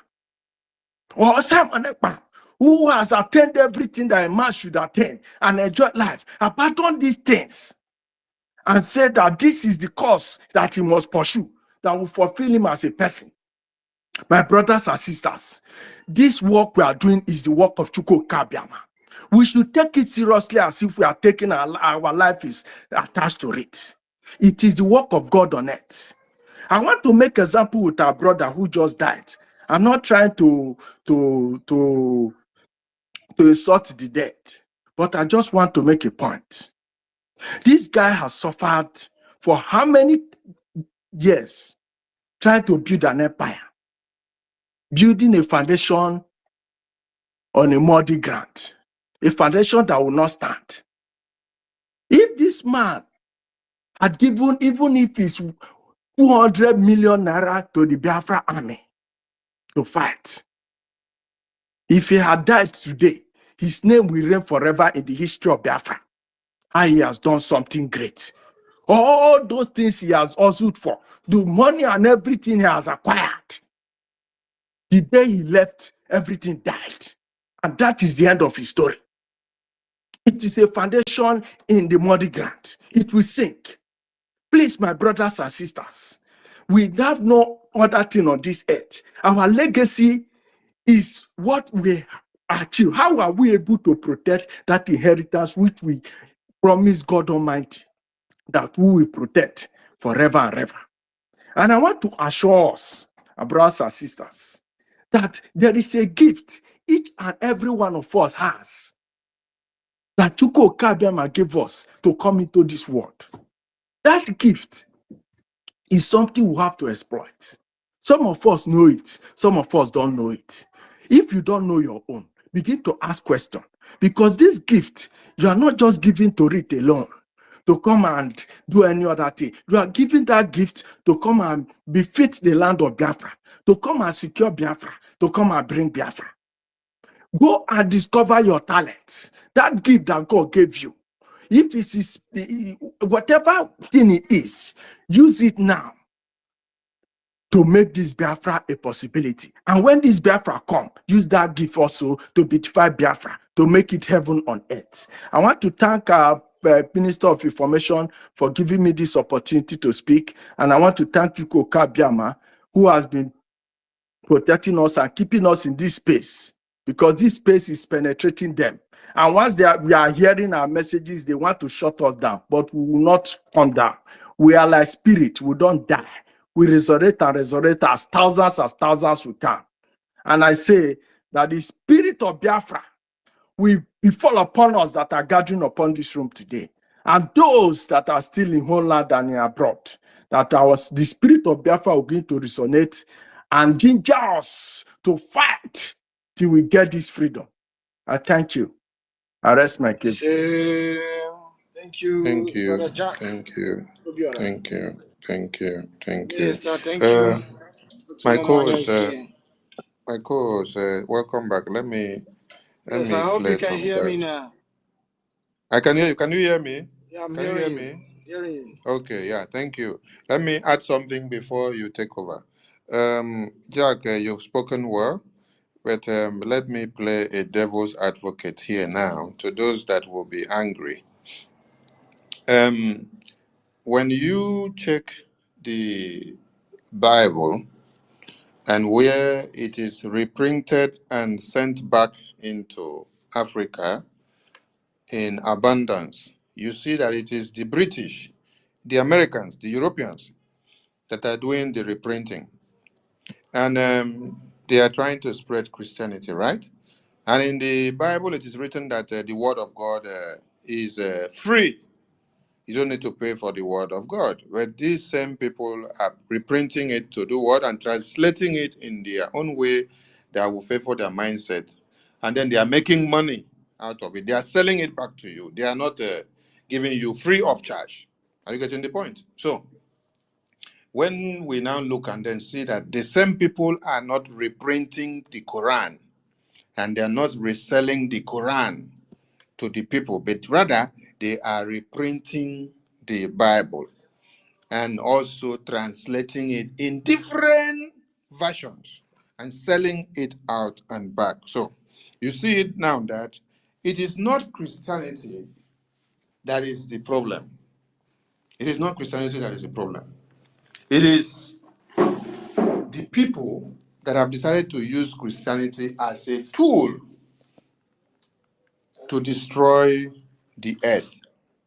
So, and when they now come down, they see willing tools that comes in the name of the fake prophet and pastors and bishops, and they are ready to carry out these hegemonic tendencies and mandate of Britain, America, and Europe for all this to prevail. So we have nothing against the Christianity as a religion, As a matter of fact, it is part and parcel of the three religions of the United States of Biafra: Christianity, Omenana, and the Jewish religions.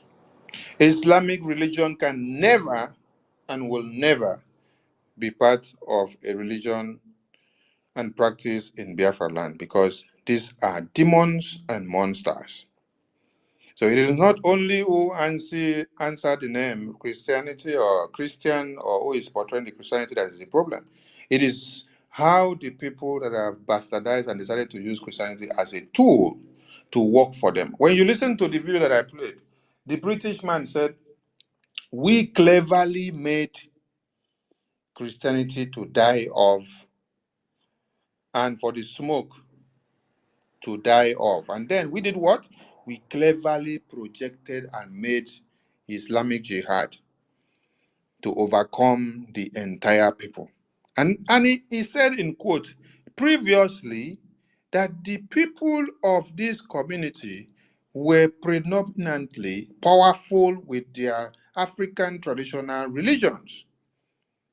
So, and they understood the power that was embedded in the African traditional religions of these people. So, they now decided to do what? Use Islamic religion to supersede them by coming what? With Christian religion first in the first place, and then they don't even stand to support the Christian religion that they brought, so they brought it as a tool.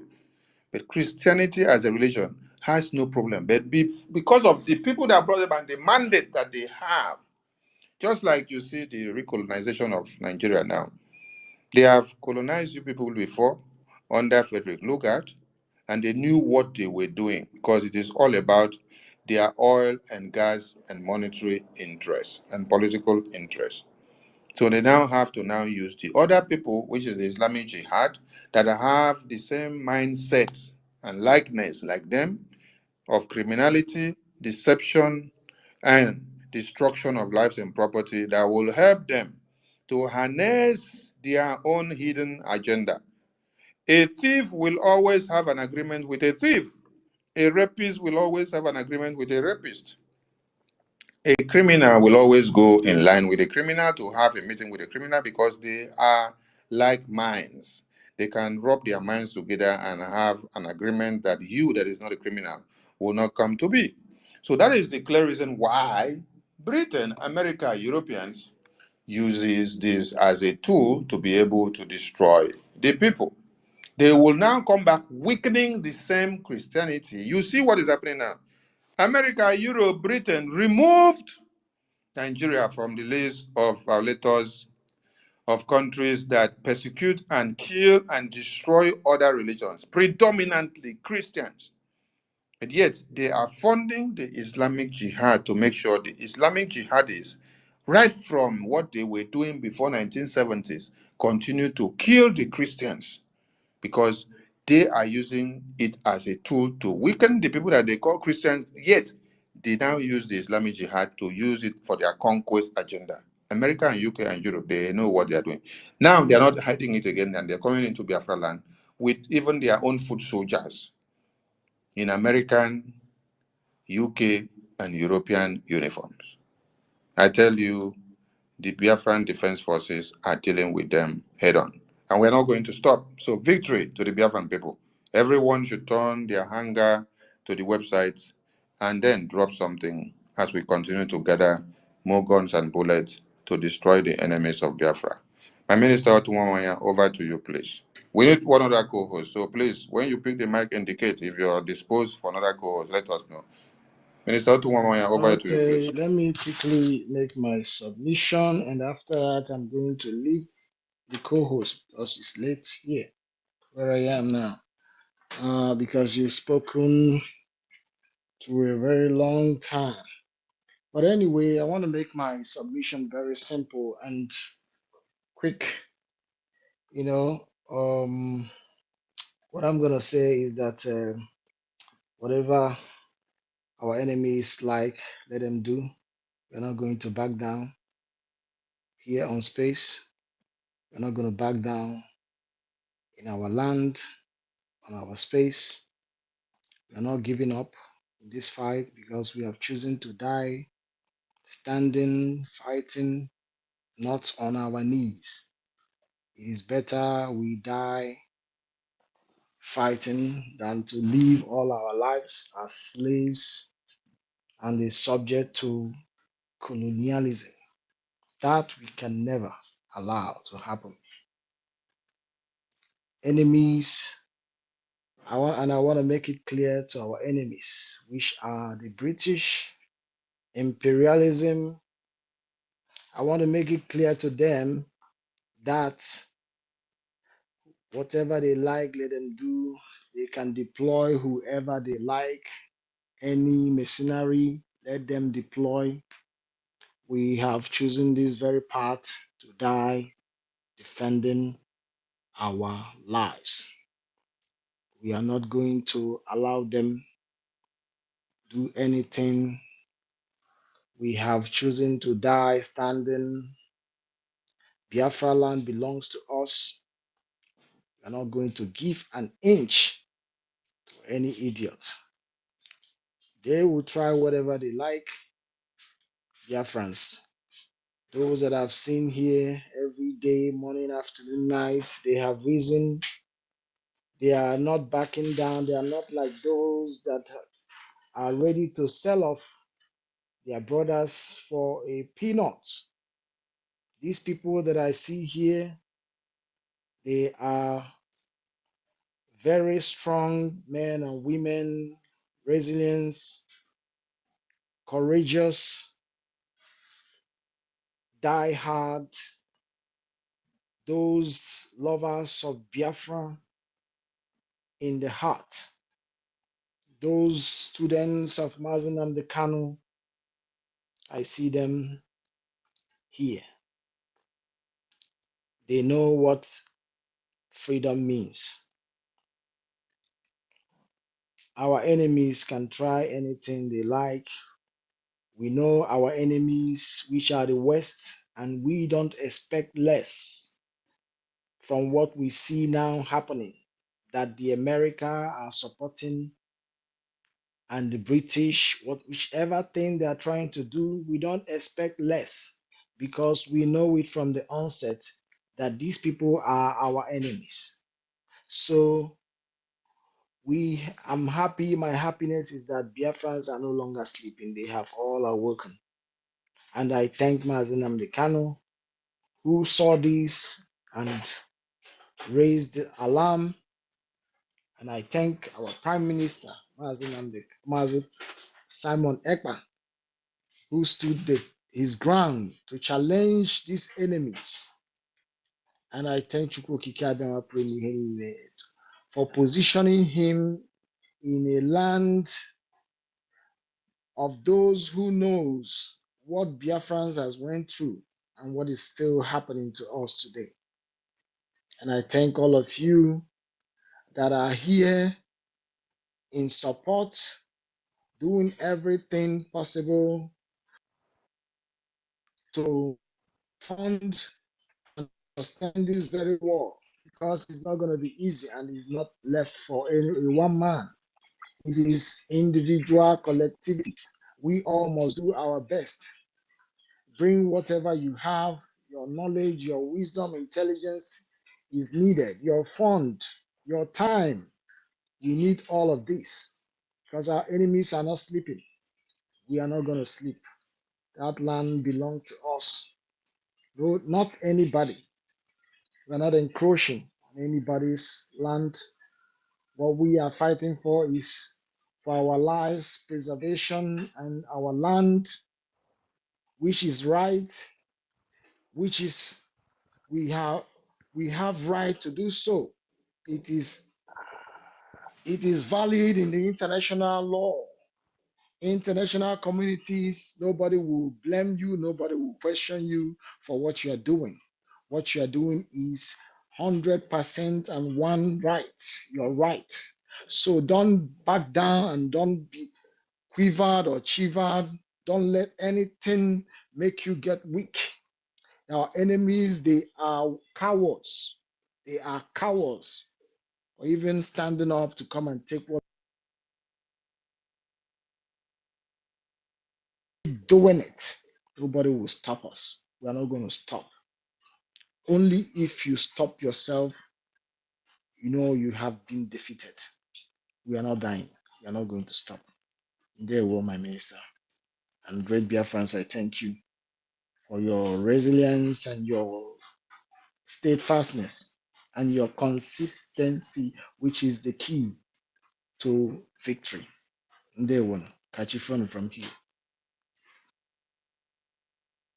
Thank you, Wachaneke. Mazonyeka, over to you. Thank you for being there. Thank you, my honorable Minister of Information. You are one of our best. Yes. Why are you our media ministers and the best? Last time I checked, I don't think there's anyone who is professional among you, but you are doing it better than those who claim to be professionals, who have deviated from journalistic ethics and choose to be cash and report.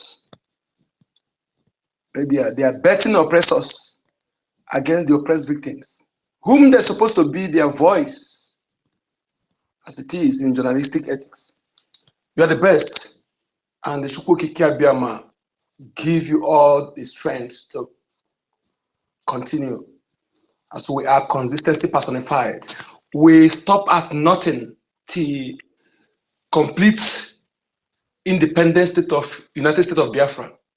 And beyond, we continue to build our nation and defend it. Recolonization of Nigeria 2024 with British lawmakers in Senate. You see, this has been happening before. Britain has been doing this. There has been the war running the system by proxy or indirectly. Any reasonable person know that what they had is flag independent.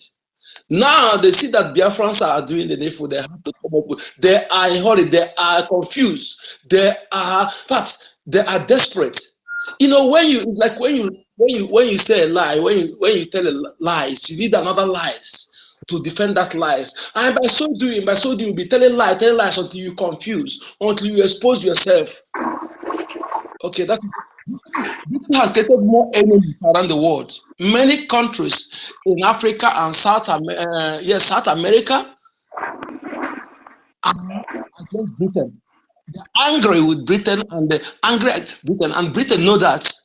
And they think that trying to continue their imperialism, their dominancy is the answer, not knowing that by so doing, they will continue exposing themselves and creating more enemies.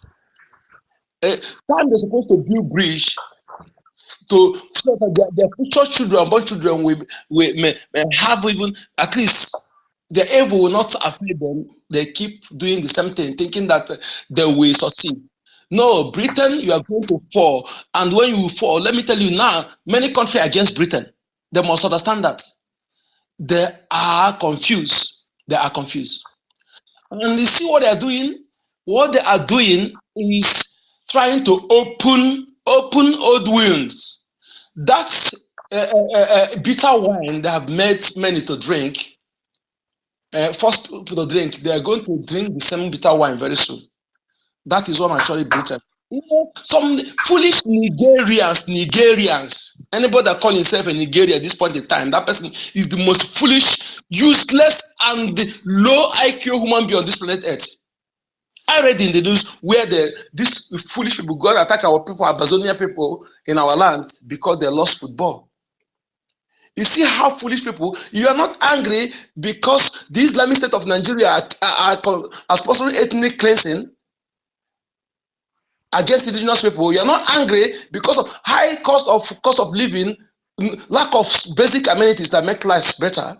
You're not angry about those things, but you're only angry against, you're not angry against the government, against innocent people for what add no value to your life. After you call me, for me to regard you as a Nigerian, you call yourself the foolish people on this planet that cannot reason. No wonder suffering. No wonder.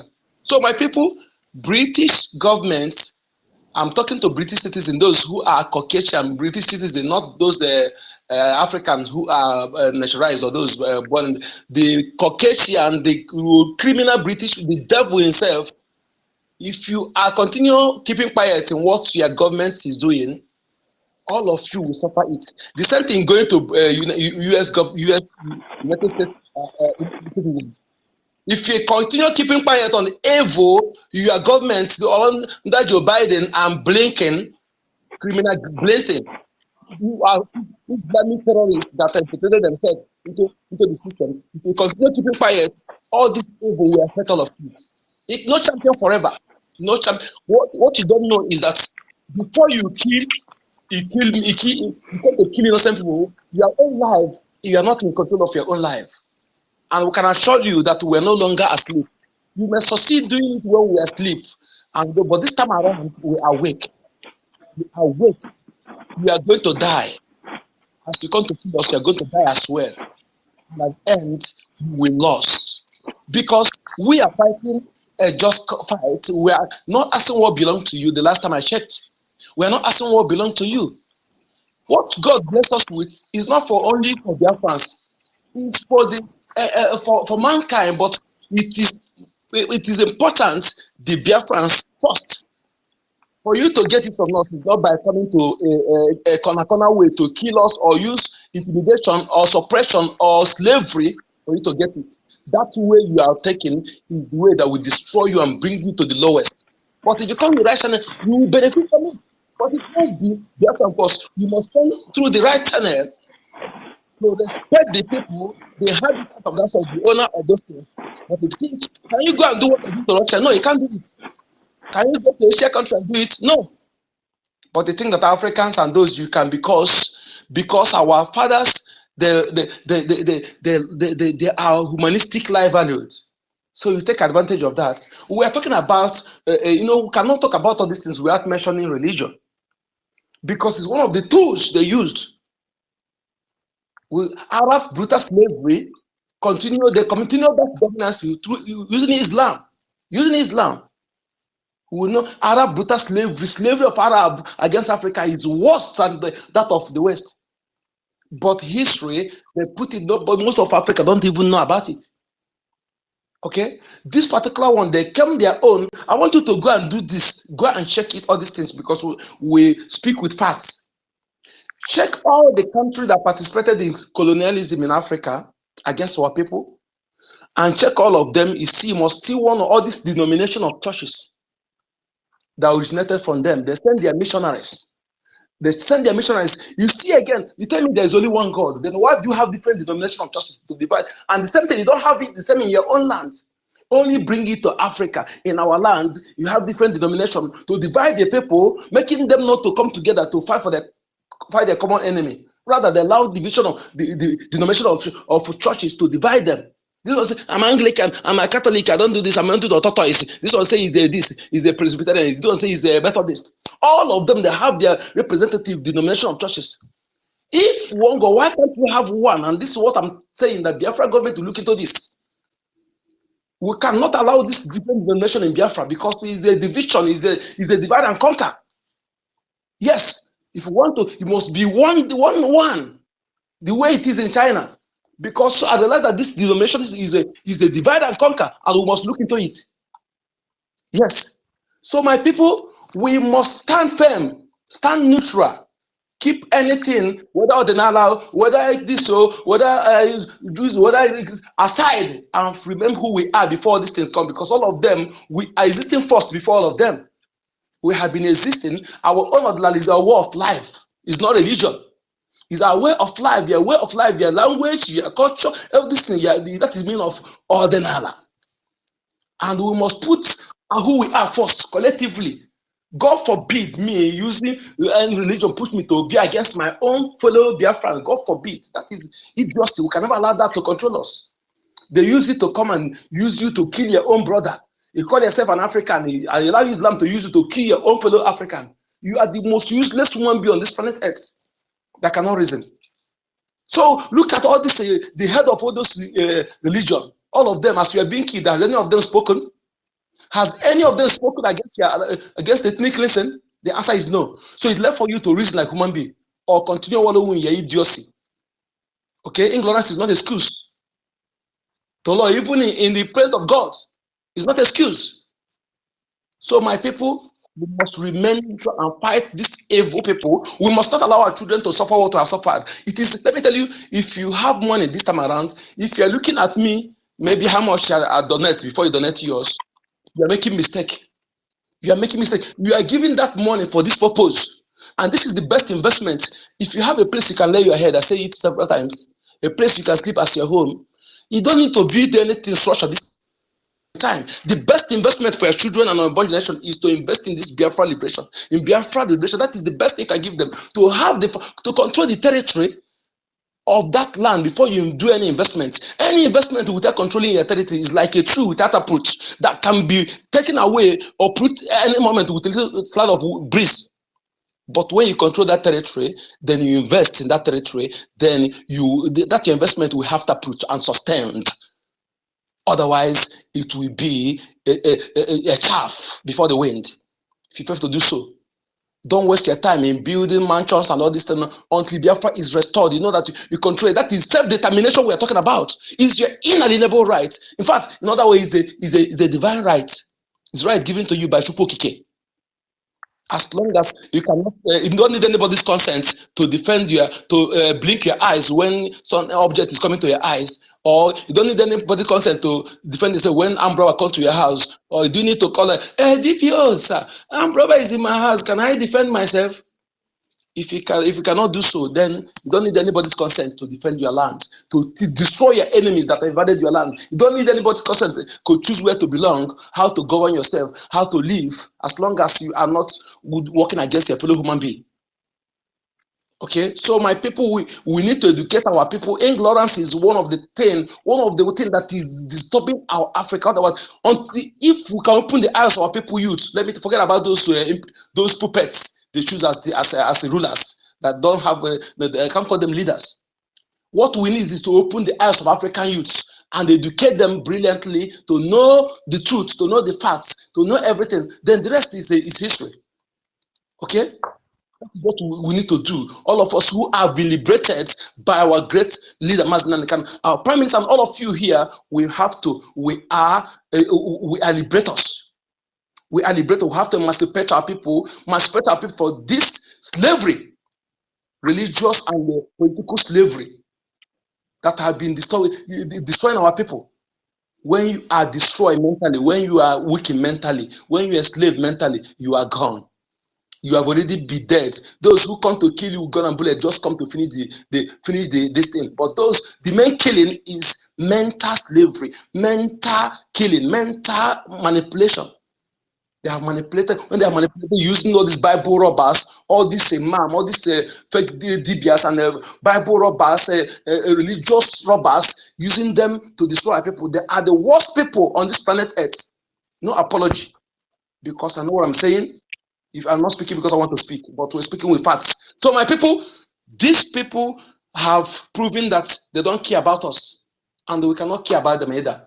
Live and let live is our philosophy, and he who will not live either. My name is Onyeka Chukwu, aka Encode Number. Okay, thank you, Mazi Onyeka Chukwu. Please, no one should unmute his or herself until when you're given the mic, because Chike, you were interrupting. That is why I had to mute you.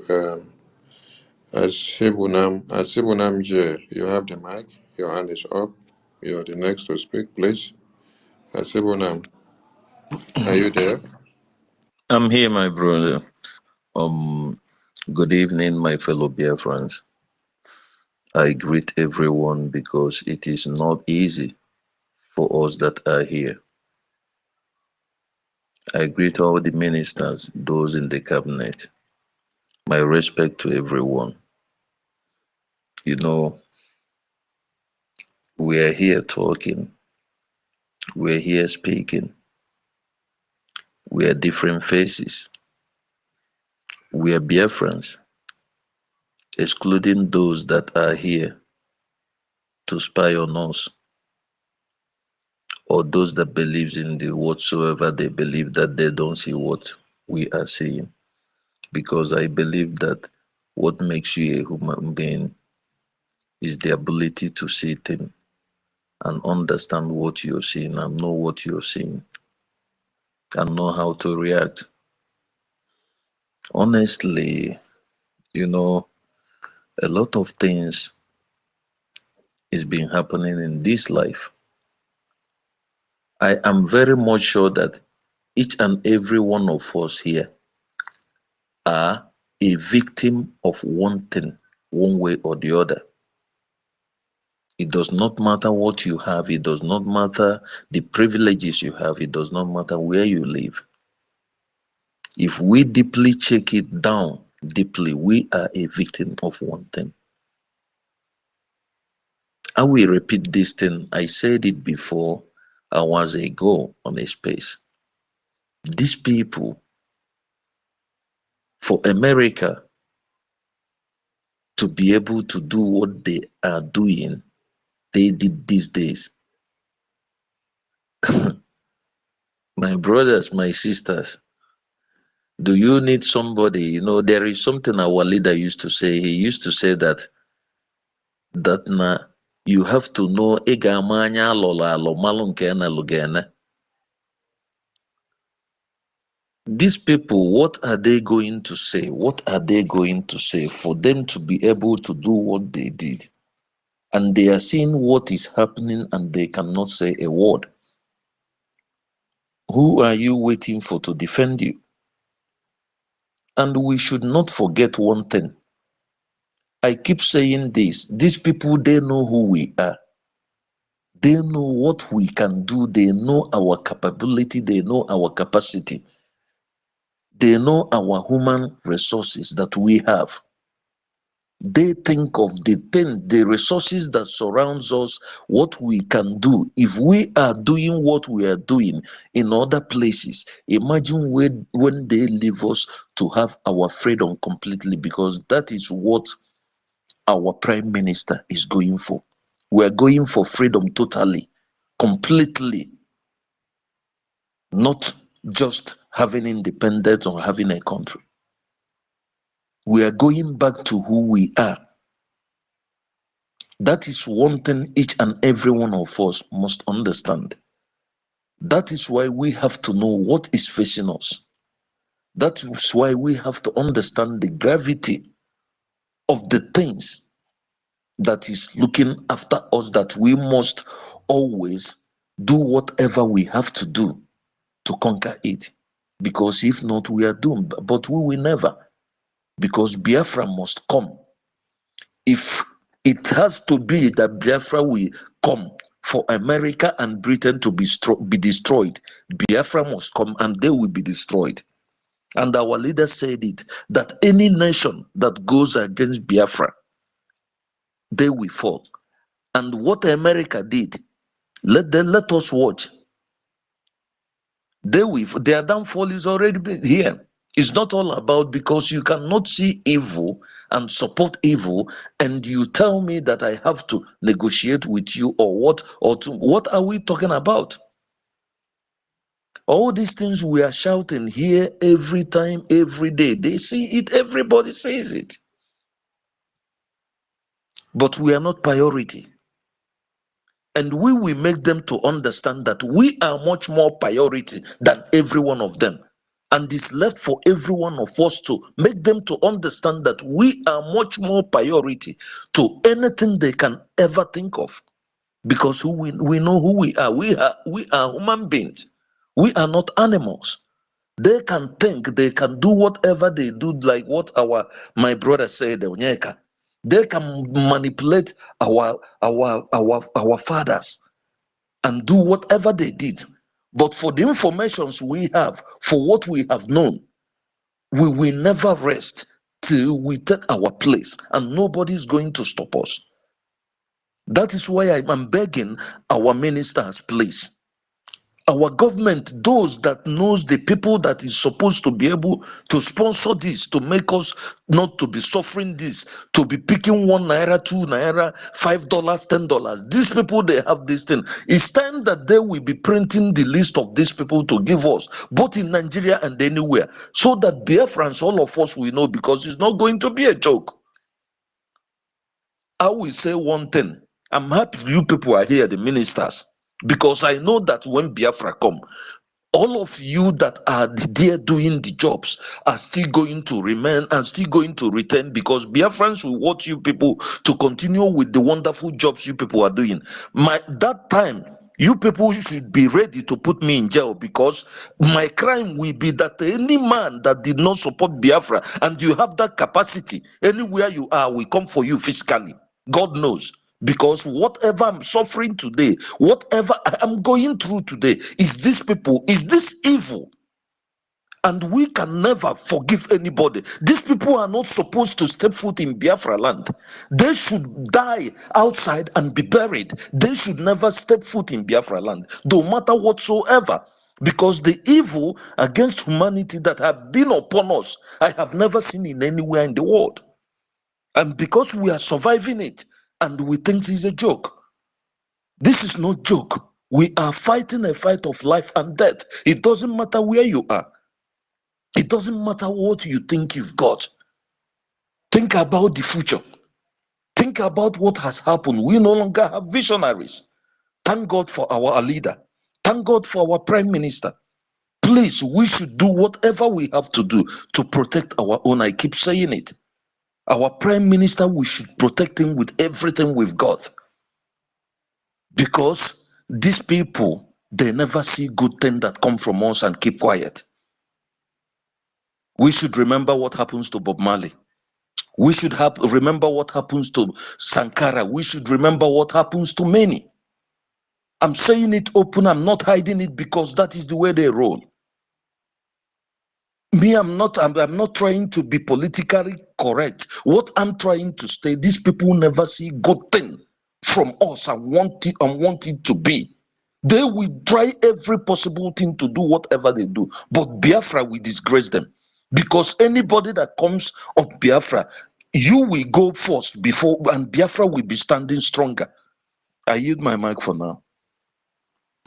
Thank you, Wachanaka. We go to Chukuma Eze. Chukuma Eze, over to you. Biafran should worry less of our Prime Minister. All your worries should be on how to fund the liberation and how much money we can pump into the website. Our Prime Minister is protected by Chukwokike, and we have a very strong and formidable mother and father in the name of Finland, who cannot sell out their own child because of a pot of porridge. I want people to understand something, that Finland was there for Biafra even when the genocide of 1966 to 70s was going on. The the Biafra national anthem that you hear today was composed at the very end by who? By a Finnish. And it is in that very place that you will meet us in Helsinki. So Finland is a bedrock to the Biafran people. So Biafrans, do not worry so much about our Prime Minister. Pray for him in your closet, for God to give him the strength and the embodiment, the courage and the tenacity and the wisdom to lead this confused set of people that are too confused out of how the hegemonic tendency and the one Nigerian contraption has bastardized their brains, so that God will give him the wisdom and understanding of how to be able to liberate us. So, worry less about his safety and what he's doing and how he's doing and who will come for him or after him. No. Chukwokike has his shield upon him. But let all worries be resolved into the website for us to be able to have more funds, more guns, and bullets. The Prime Minister will be well protected and well secured when you are making the website in her 32. When you make the website to laugh very swaggerliciously, you will see that the Prime Minister will be 100% protected and defended at all costs. The defense of a man is the resources that he has available. A man with no resources will not have defense. So, every Biafran, you have a duty to look into the website. Are you donating? Are you supporting? Are you defending motherland indirectly? For those of you in the other part of Biafra land where you don't see Fulani terrorists invading your communities and you don't hear the fire booming and bombs exhuming from your communities, you think that you are in a safe haven.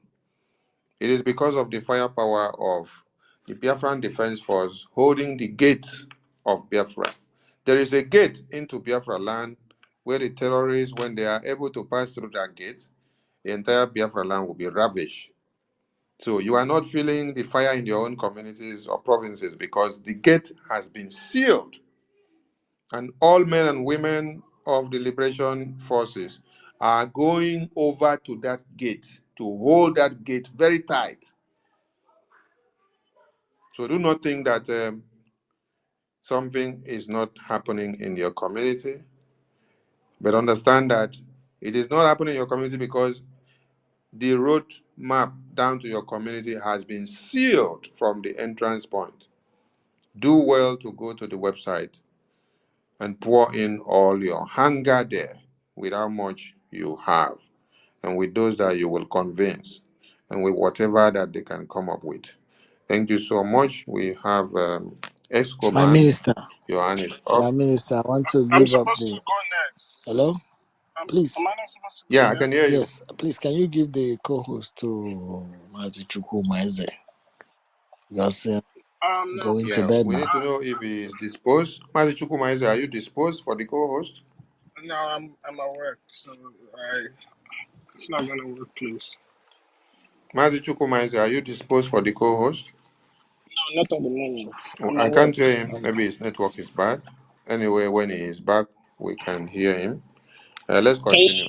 Escoban. Good night from here. Mazi Otunwamoya, no problem. You can retire All to right. bed. Escoban, you have the mic. Yeah, good evening, dear friends all over the world, or should I say good morning? It's already 12:39 here. What I want to say is this message, I'm actually trying to refer it to whether the British government or the American government, if they really know or if they believe in the Bible that they brought to Africa, they should understand that they are fighting the people of Israel. They are fighting the children of God.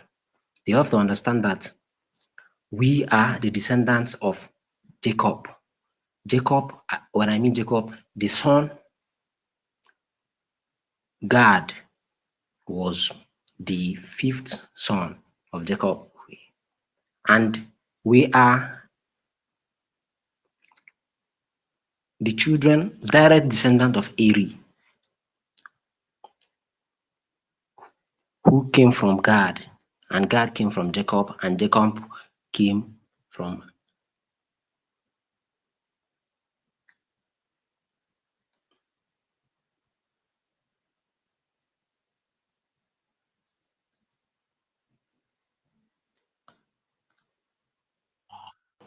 Escoban, we are not getting your Hello? submission. Maybe your network is cutting you. Sorry, are you hearing me? Yeah, we can get you Okay. now. Continue. Sorry, I don't know what's happening here. Okay, so what I'm just trying to say is that they should know that they are not just fighting some black men in Africa or whatever they call us. They should know that they are fighting the children of Israel. The same knowledge God gave Moses, the same knowledge God gave Abraham, the same blessing that was bestowed on Abraham is still on his children. Tell us. So they are fighting a lost battle. And they should understand that no matter how they try to maybe play politics with people's life, they have their own life. They have blood in their vein. They have their own children. They hate to see their people die, but they like seeing others die. They don't should know that America is not heaven. It's still in this world. People can still hit them. So if they think that people can, because you're in government and you can just wake up and you just take people's life for granted because you feel these people are minority or whatever you think you think you are superior to them, just go send your mercenaries, go there, kill. And they are using the morons that are being paid $30. They are putting their lives at risk. At the end, they will still die. And they think that they can be in America and do. At the end, that America is not. We can even travel. Now this thing they cause people they turn to suicide bombers. So if they think that they can be misbehaving, UK in particular, let them keep misbehaving. It's a matter of time. We are more populated. The people of Biafra is more populated than the United Kingdom. The indigenous people of the United Kingdom, they are not half of the people of Biafra. So we can run them over one on one. So if they think that their people are saved there, they come here and they play politics with us because they think that they are in heaven. They should know that UK is how many $1,000 you don't enter UK. You can easily even through the Mediterranean Sea cross UK and deal with them. So they should understand that they can play as long as want any politics they like. Let them keep playing, but it's only time with hell because we have died enough since the amalgamation of Nigeria in 1914. The whole, most particularly the Igbo race has suffered in this so-called nonsense Nigeria they formed. We have suffered through the 19th every election. No Igbo man has ever contested for election in Nigeria except P2B. Yet you check through the history of Nigeria election, every election there must be killing, and who are being killed? The Igbos, the Biafrans. And when that killing starts, they will not, for all these people that they don't understand, they will not ask you whether you are from Benin, they will not ask you whether you are from Delta, they will not ask you whether you are from whatever, Port Harcourt. The ones now more Igbo, they kill you straight up. Go to people that have been in Kano, Nasarawa, Niger State. Now we are talking of living. The government is. What is too difficult that at this point they go as far as going to negotiate with terrorists? You go to give terrorists amnesty. You go to even as stupid as they can be. They even do video. We are going to negotiate with terrorists. Military is negotiating with terrorists. They do video to post it online. Yet these people, what are these people looking for? They are just agitating. What are they agitating for? They are being marginalized. They don't have seaports. They don't have this. They don't have that. Instead of looking into it, what do? You declare Operation Python Dance. You send military. You just go there. You kill people. You go there. You keep people. You go there. You keep people. Now we have taken up arms, and I want everybody to know that. But worst come to worst, every single male child of Biafra will take up arms against the whole fucking world.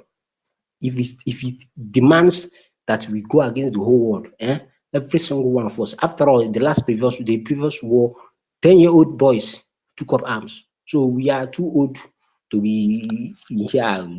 Everybody will enter the whole world, the whole from Europe to America. If they don't want to leave us, everybody will collect it one after the other. So the people in the UK that are doing manipulation, even if they can hear this thing, if they think that the UK is in heaven, they should understand that we are already there. Just is a matter of time, everything will be triggered. And we will hit them. No economic activity, everybody will go down. So if they don't want to leave us in peace, we will not leave them in peace as well. This is very, very, very frustrating, very, very annoying. Because we have suffered too much. Right now, every day, we were at this Nigeria now, we day home here now. Bag of rice is almost getting to 100,000. A cup of beans now is 250. How can you, which kind of people don't even see pure water now? A bag of pure water now is 400. Pure water that is inside the ground again is now 400. Pure sachet water, 400. You see people that sell hawk pure water to make a living. They are even crying that they don't have the money to buy the pure water for the capital to start hawking. Yes, somebody is busy trying to keep Nigeria one. Thunder will fire that person. Serious thunder. Thank you, please. I'm sorry. Thank you very much. My Thank you. information minister. Yeah. Can I go ahead? I'm at work though, but I will still try to manage the co-hosting, so it's something I can work out. But I don't know.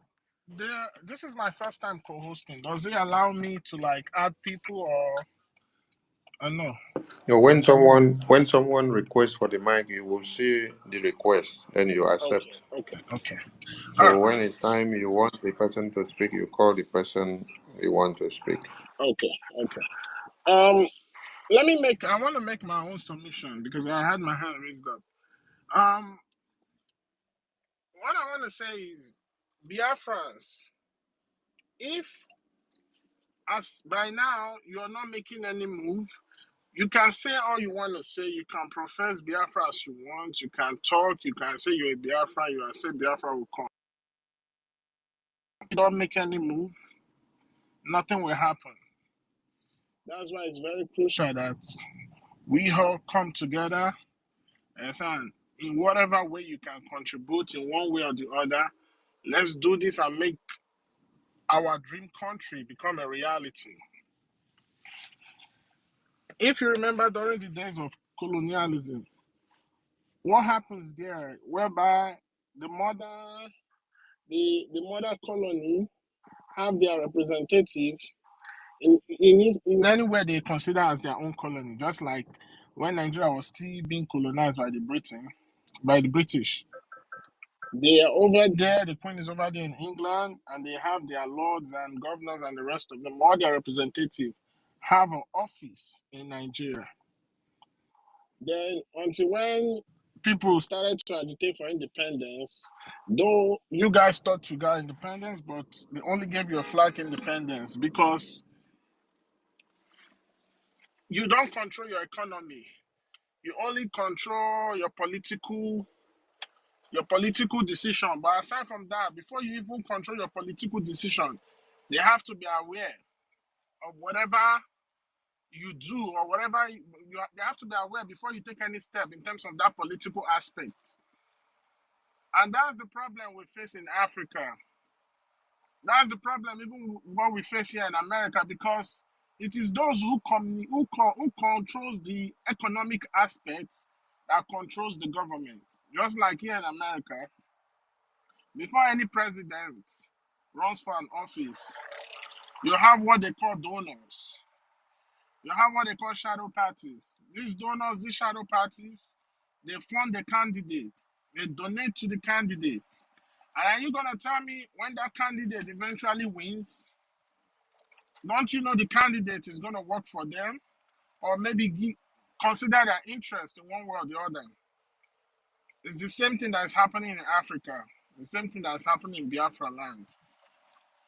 Who are the people that funds the African Union?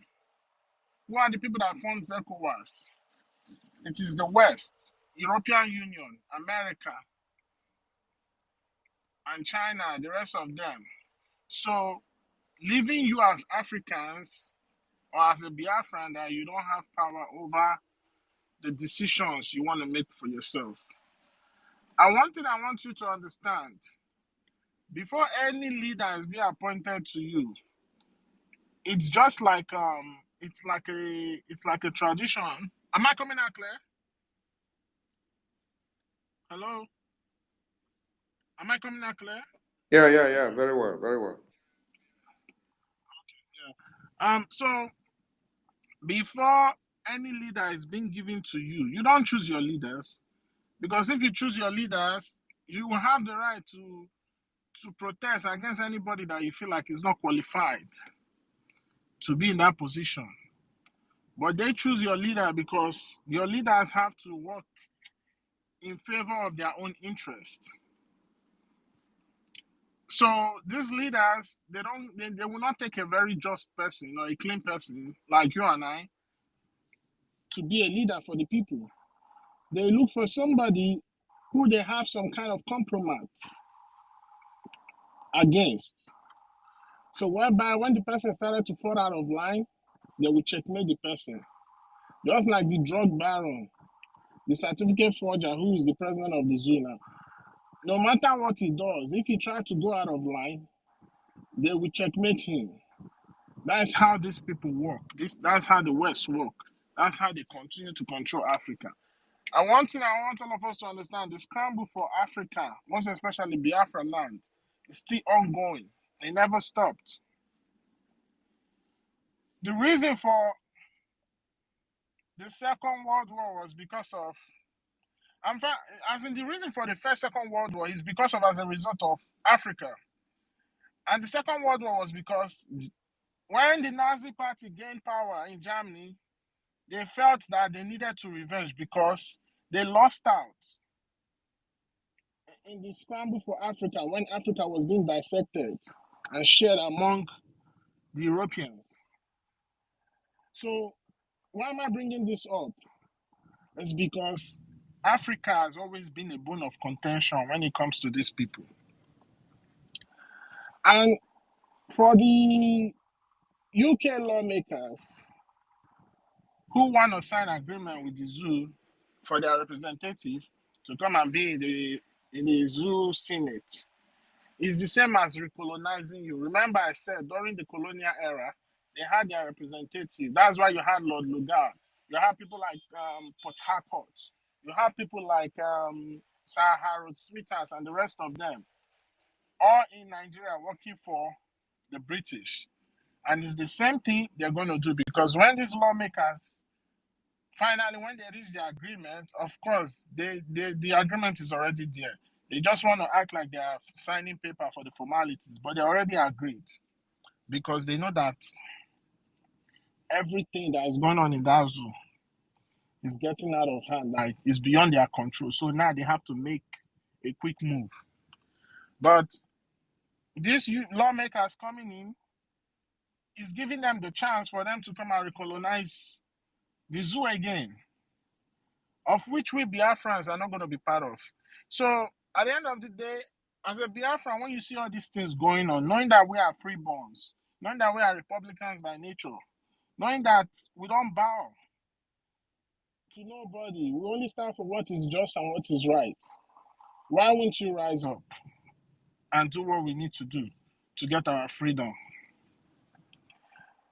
Britain know that the coming of Biafra is just like Biafra and Britain is just like light and darkness, because the number one representative of Lucifer here on this earth is Britain, and the number one executioner, that's the person that carries out the work for Lucifer here on earth, is America. Who does America take orders from? Britain. They are the masterminders of everything, of all the genocide, of all the killings, the subjugation, everything.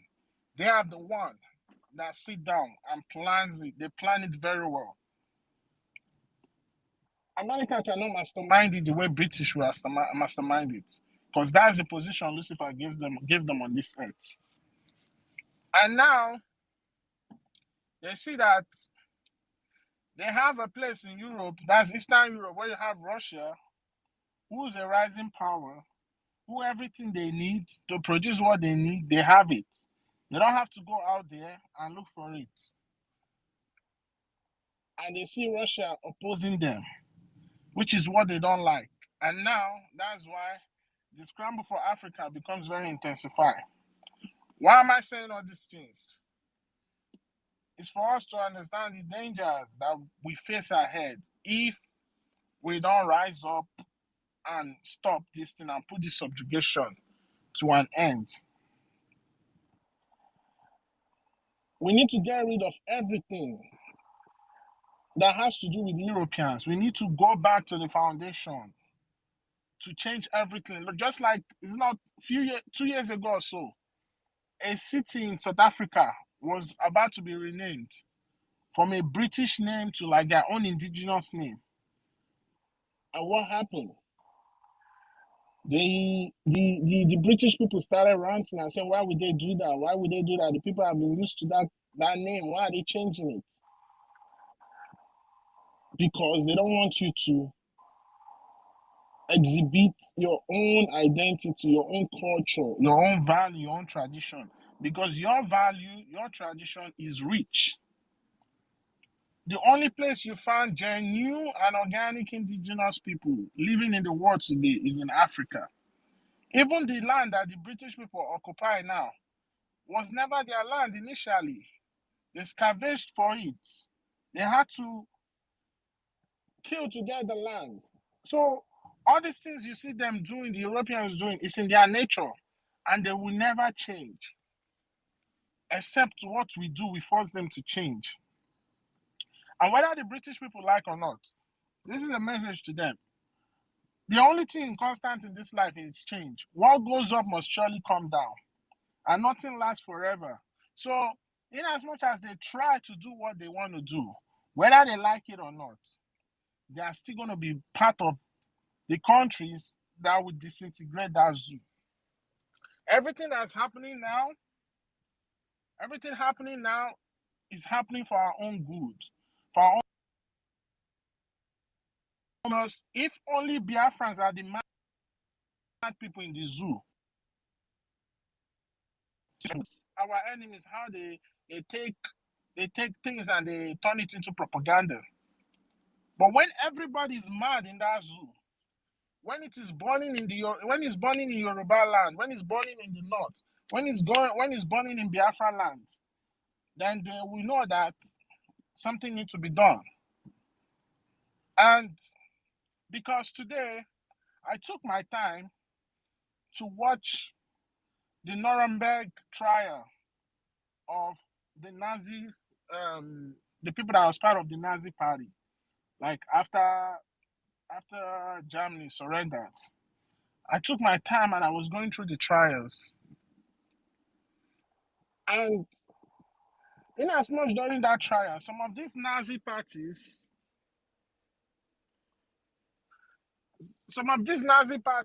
felt that they could still get away with that trial. But when they were faced with the evidences, when they saw that the judges were playing, because they asked one of them, were you not part of the Hitler inner caucus that was exterminating the Jews? He said no. He said he didn't know about it. They denied they do this. But when they were faced with the evidence, and they even saw a video of him discussing in the camp where the Jews were being exterminated, then they found that they had no chance. So I'm very glad that what is going on, we have learned from our past mistake and we have become smarter. Like you see the debris of the American weapon that was found in Biafra land, even their soldiers and everything. Those are all evident. All the things the Fulanis are doing, those are all evidence. Our action is what is going to shake up the United Nations, is going to shake up the world.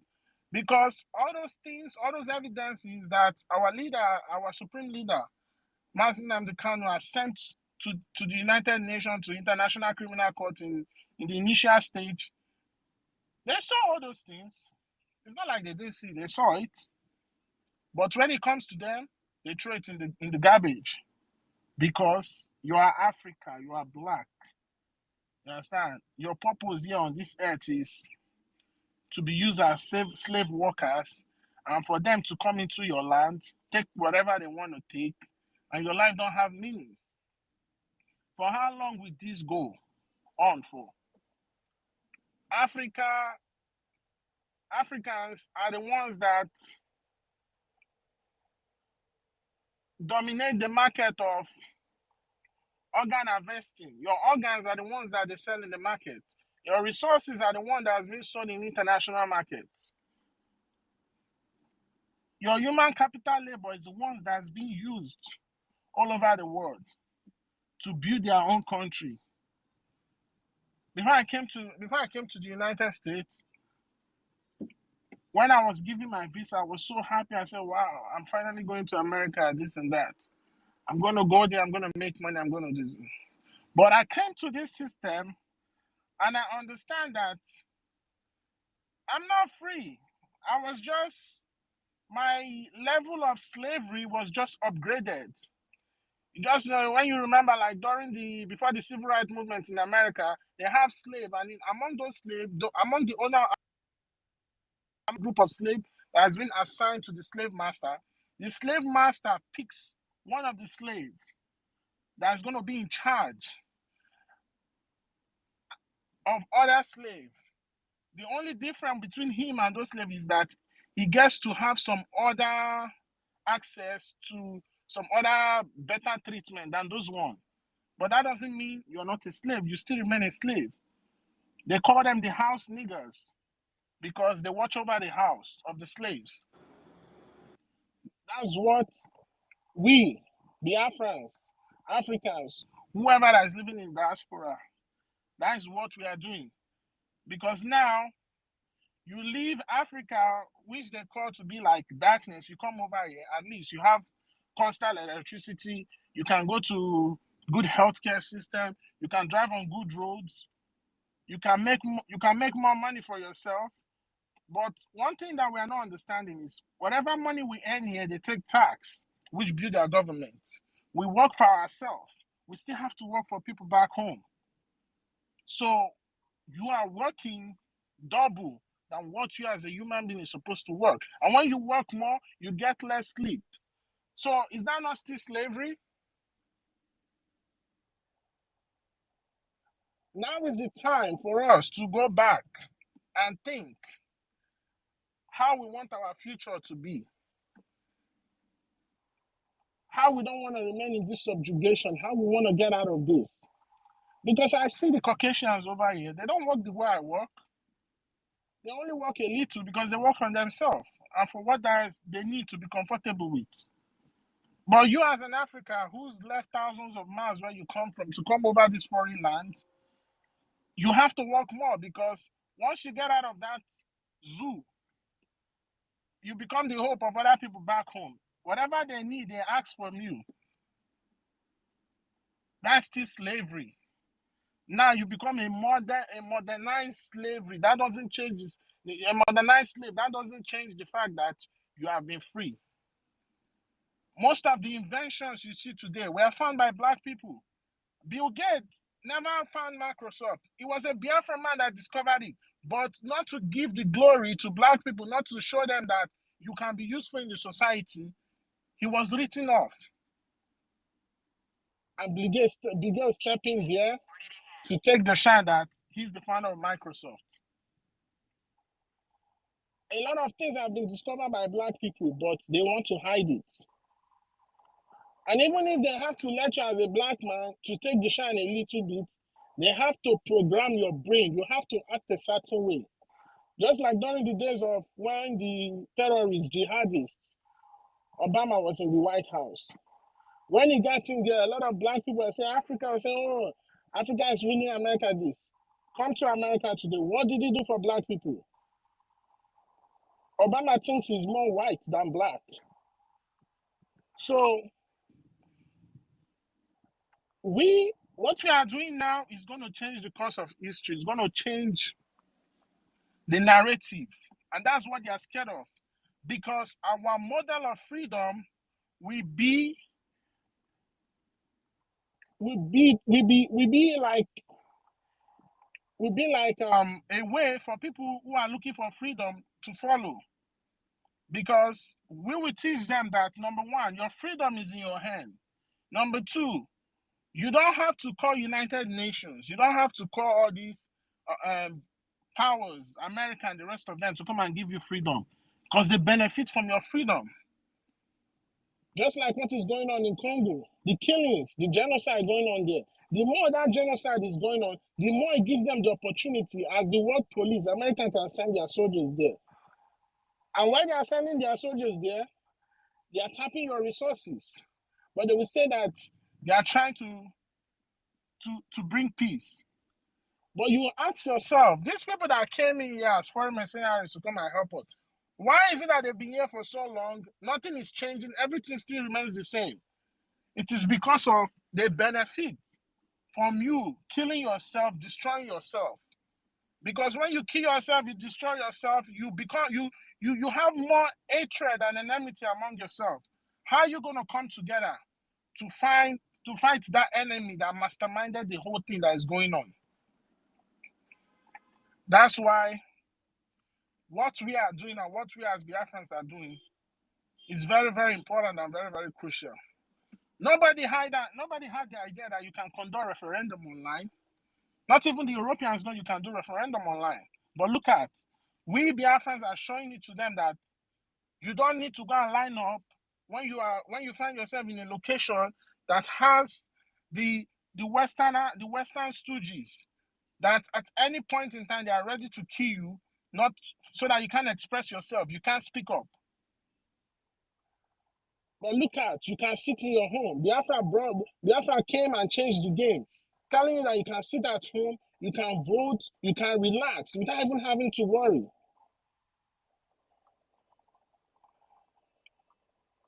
So my people, what am I trying to say? And I want us to know, let's continue to do what we can do.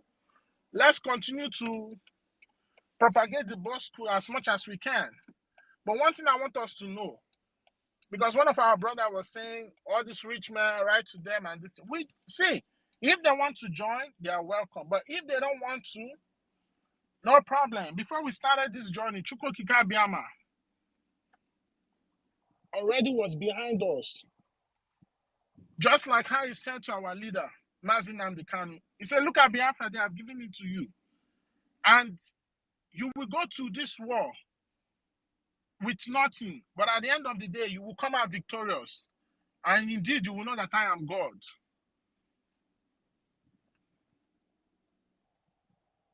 Our efforts, our evangelism, our continuous consistency, our determination is worth more than any other thing in this world. That's what money cannot buy. That's why they tell you, you cannot defeat a volunteer soldier. Because a soldier who is being paid or mercenaries is going to be one to be careful. Number one, he doesn't even know the terrain. He goes by what the people that hired him are giving him. And also, you are paying him. So the only motivation there is the money that you are paying him. But you as a volunteer soldier, when you know that you have everything to lose, you have everything, that everything can be taken away from you if you don't lay your life for what you're doing. That's what we are doing here. Because we have different departments. People are on the battleground fighting. Some people are out there doing diplomatic work. Somebody is being the strategist, which our prime minister is. We can have everything, but if we don't have the strategist who draws the board and everything for us to follow, we are not going nowhere. So we have everything we need. If what we are doing wasn't yielding fruit, we wouldn't have gotten to this stage where we are. Biafra is just literally 9 months away. It's going to be declared. And the enemies are crazy. They are going mad. They will not stop. So I'm not coming here to preach or to tell you all these things. The only thing I'm coming here to do is to put in more gas in your engine, more fuel in your engine, to re-energize each and every one of us, to know that we cannot stop now. Because, number one, these people want to extinct us. And number two, the scramble for Africa still continues, most especially Biafra land. So now is the time for everybody to do what we need to do. And if you have not voted, please go out there and vote. Go out there and convince more people to vote. Preach the word to them. Tell them the reason why they need to support Biafra more. In my life, I've always dreamed of going overseas. Now I'm in overseas. What is here? What am I enjoying here? I'm still work every day. But you know, back in Biafra land, once it's Friday, everybody has closed work. The weekend is like a day you go and chill, get to go meet your people, go meet family. You cannot do that here. So please, everyone, I'm not gonna continue repeating myself. The only thing I just want to say is, let us not put our hope on anybody. We have everything we need. At the same time, if you are not doing something, stand up and do something. If you are not part of this movement, stand up and become part of this movement. contribute in one way or the other, because as we are all like seeds. We are just like seeds. And when you plant a seed in the right soil, it germinates. So you might think you are overseas, you are making it. Sir, that's even the lowest you can be. But when you are in Biafra land, you'll find out that you will make more, because everything will work in your favor.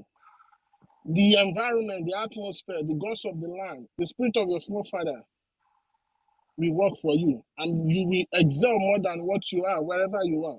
So please, let's continue to move forward. Let's continue to push forward.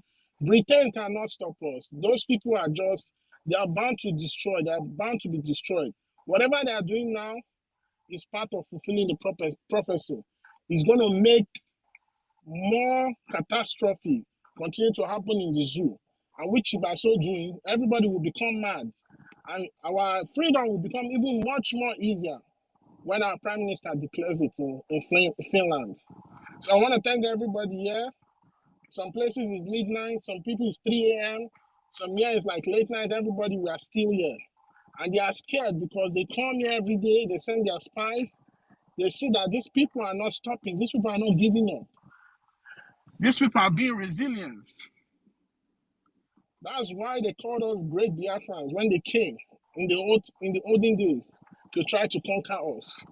Now they see that spirit in us, because we are here every day, we are conducting space. We are not stopping. We are not giving up. We keep pushing. And we are going to push until we get into Biafra. So thank you, everyone. I'll leave my mic here for now. Thanks. Thank you, And my may God friend. bless each and every one of us all. Thank you, thank you. Patricia, pick the Yeah, mic. okay. Thank you, Minister Aparawa. God bless you. And our co-host, Chukwemeka, and the rest warriors here. Yeah, it's very late here, but we have to continue. Recolonization of Nigeria 2024 with British lawmakers in Senate House.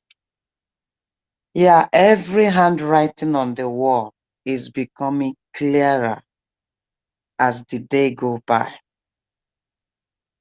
You see, when our leaders started off to see what none of us have seen, not even the West saw the revelation God gave him, they might be thinking that he's joking. What does this one know? We will deal with them like we have been doing, and nobody will see him anymore. But our leaders showed them the resilience that they have never thought was remaining in any black man's life or in Africa. They didn't know that, for instance, Abraham in the Bible, he had a covenant with God, and God kept the promise he gave to Abraham that he would be a great nation, and out of him, the rest of the world will be blessed. One thing is this, when Maazi came saying, like our brother just mentioned now, God, this thing you have asked me to do, it is too much for me. Black man and their sense is the hardest thing ever. Look at all that I've been doing for so many years, and it's like nothing is being done. And God told him, continue hitting the wall, continue with that mic. That mic you have in your hand, continue talking, because there is power that is coming from your mouth that will neutralize everything, garbage that they have covered the people not to understand. Because we know that when these people came, they took away everything and replaced with slums in our brains. So with those repeatedly words of mercy, it's like removing from one brick to another, from one cemented thing to another. That is why you and I, we are here today, because we have been really and truly, redeemed, liberated from whatever jargon or propaganda or rubbish knowledge they heaped on us. Now we can reason as human beings, just like they think they can reason, but we give them 7 steps ahead of whatever wisdom they think they have. They knew us, like our brother said, as great Biafrans before. They knew us as people who were not poor, who knows what it means to live to the full. But they came and changed everything. That's why we are back at the given time to rewrite the narrative. All the foreign things that they have put in our land, one by one, we are replacing it and rewriting the story. This British and America and the rest of them that have sent their lawmakers to the Senate House of the Zoo, it's a plain, clear-cut evidence for us or for those who still don't know that Nigeria is gone. Mazi said, Mekwata adizigia anymore. Not an angel, not a spirit. In fact, even if an angel or a spirit comes up and tries to resuscitate this zoo, the word there is that the angel or the whoever will be accursed. So nobody is coming to help them. British, as devil as they are, is now coming in to recolonize them, because I've seen that what they thought they were having in their hand is slipping off their fingers. So they came in this, the first time they came with the missionaries in the pretense that they have come to tell us that they have God and Jesus within them, and we are the devil because we have another color. And they took away the laws of God that we have embedded in our hearts and brought their fake ones. They don't even go to church. We are here seeing them.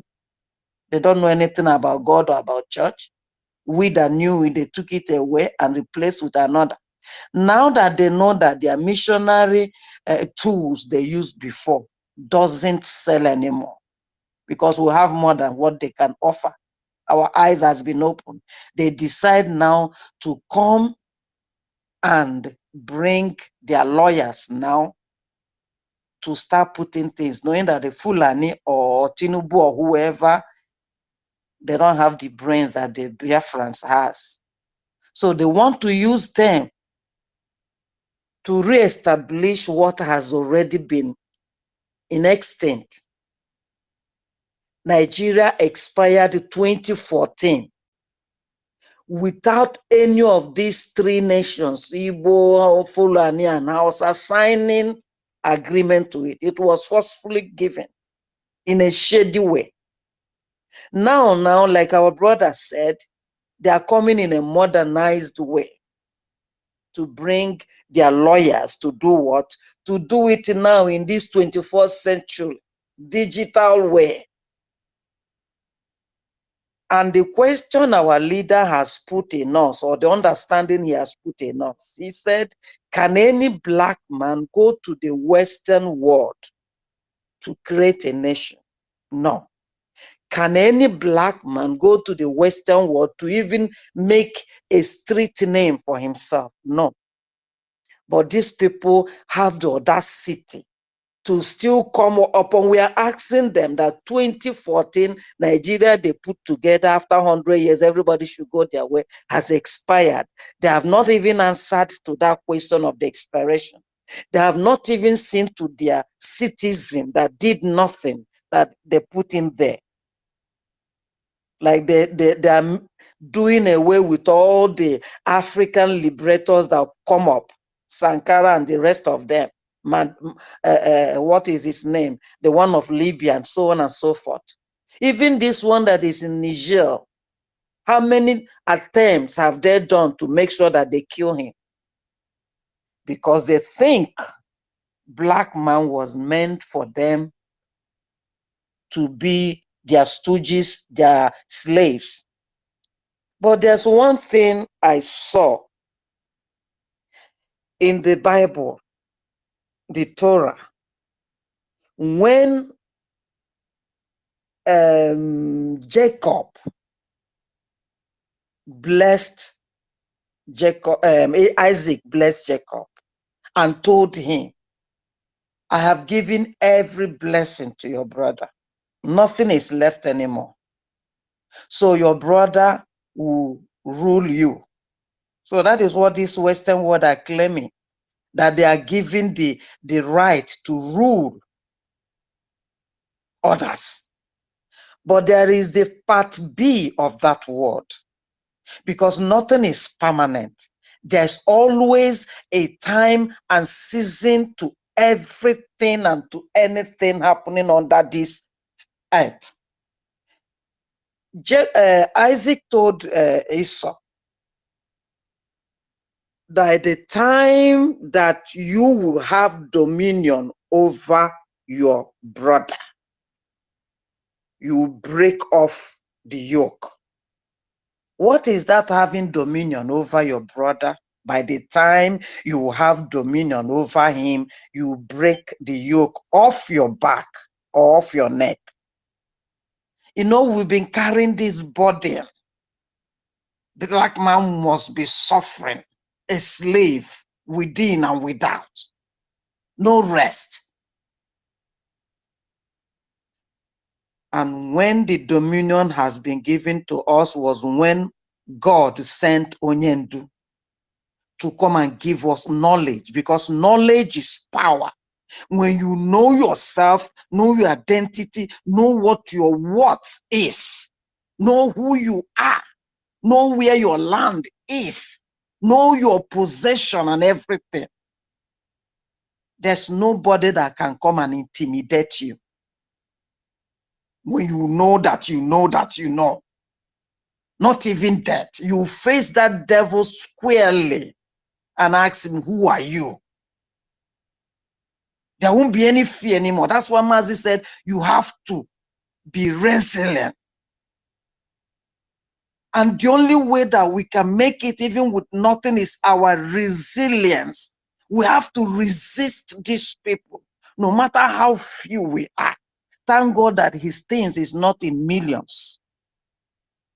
God's things are never in millions to show either his wisdom or his power. No, no, no, no. He takes those things that have been neglected, like they neglected our PM, they neglected our Onyendu. What can they do? We have all their leaders, their governors, their senators, their chiefs. We buy them with money. We have all the intellectuals. So we have them in our pocket. And they neglected this, young men, gentle somehow. What can they do? And these are the ones that God has put his wisdom, his talent, his knowledge, everything in them, and them bringing out what God is embedded in them step by step. And for these people, they just cannot sleep any longer. So it's like they're hurrying up to find what to do. But they never know that they have hit their rock. Because in this very last battle, this is where they will end. We are following step by step what prophecies that has been let out for Biafrans. And each one of them are coming to pass. It doesn't depend so much on us. Not that we're not going to do what we're supposed to do, because God wants us to walk and then to pray. We don't need to only do one part and leave the other. That's why in all front, our PM says, all front, in media, on the ground, in finance, in evangelizing, in everything. They cannot get to us as they did before. Before Mazi was telling us, our leader, they were able to have their way because there was no media. Now we are telling our stories by ourselves. Apart from telling our stories by ourselves to the world, we have scientists, we have engineers, we have every area in the walks of life. And there is the means. This internet, all these gadgets, every day we are bringing out what they thought they have buried. They thought they will not see the Japan anymore. Much more than that is coming up. Like our brother mentioned again, I will borrow his word. How in the world and where have they seen this kind of relaxed e-voting? Where? What wisdom? If here where we are in Europe, it doesn't. We have not seen it. You go out there in their offices or where they gather to vote, but here we stay in our house, both in Europe or at home, because God has the wisdom. He's 7 steps ahead of the whole thing that is happening. Wisdom belongs to him. So what these people don't know is this. Like in the same Jacob story, Rachel said, I have wrestled with my sister. A great wrestling I did, but I have prevailed. This is great wrestling, great fight we are doing with these demons. They are coming out, all the beasts from hell, because they refuse to let the light shine. But with our resistance, with our resilience, with our continuously moving forward without backing down, that is what they cannot stand. That is what they don't know. Where does this strength come from, these people? We hit them, they bounce back. And we remember that I think it was the second to our General Ojukwu, or is it an activist, said if they had resisted a little longer, maybe a month or 2 or 3, we would have taken everything. Then we would have won. Irrespective that it just Biafra against the world then. But yet, we gave them 3.5 years. With all the propaganda going on, at last, the deputy gave up. So they said there, if we had resisted, Mazi was saying it, a little longer, we would have won. But this time now, we have taken our lives by our hand because there's nothing we are losing anymore. We've lost everything. We've lost everything. There's nothing again left for us that we'll be scared of. There is no story that will come again that we've not had. So we are now ready. Who is them now that is scared of what they will lose? Scared of their life because we're already dead men and women. But upon being that situation, we will wrestle on this great fight. And at the end, we will overcome because it is already written, ordained. But sometime I said to myself, they still think that they have time to be maneuvering and doing whatever they are doing. When we start stopping these resources whereby China, all the nations of the world, they employ them on contract, even with the Efulefus around us that Fulani germinated their seeds. When we start stopping the pipelines of these resources, then that is the time they will know that we are serious. because they cannot continue taking these resources, storing there, so that they will not be lacking in anything. And that's why they don't want to give up. When we block it, blow it up, that poverty will start from their end. And they will know where they will get the other resources to continue buying weapons and bombing us. Anyway, we are determined to go home this year. We are determined to fight it to the last. We are determined to get back and revenge in a much more brutal way. Because our land, no infidel, no rogue, no colonial terrorist will have one pinch of it. Why? Because a price has been paid.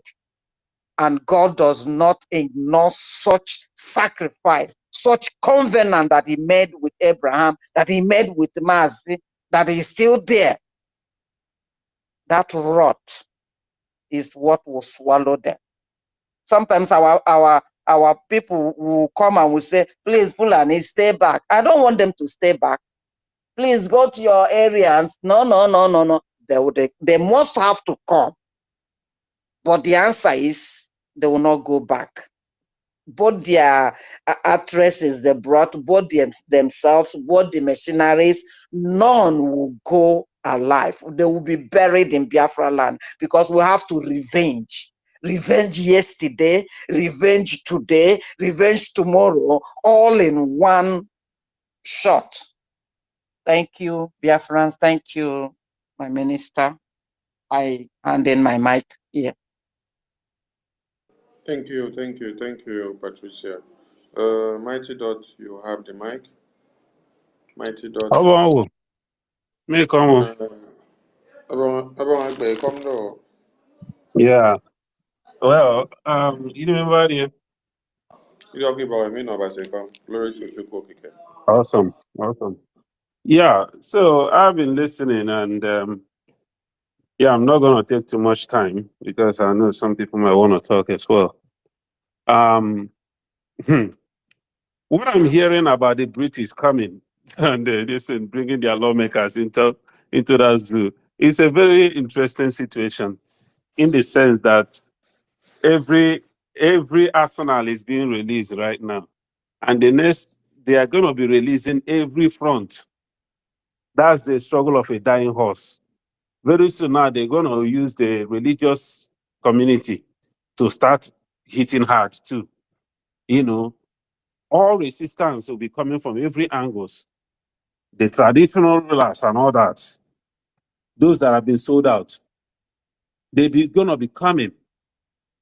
But we are ready.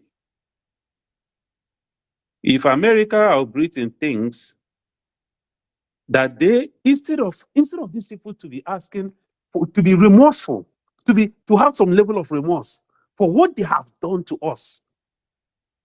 Last time I saw the United Nations, what they call him, Emmanuel Macron, apologizing to Africa, and I was like, any African person that believes in this nonsense, that person is the most useless human being, because it doesn't come from their heart.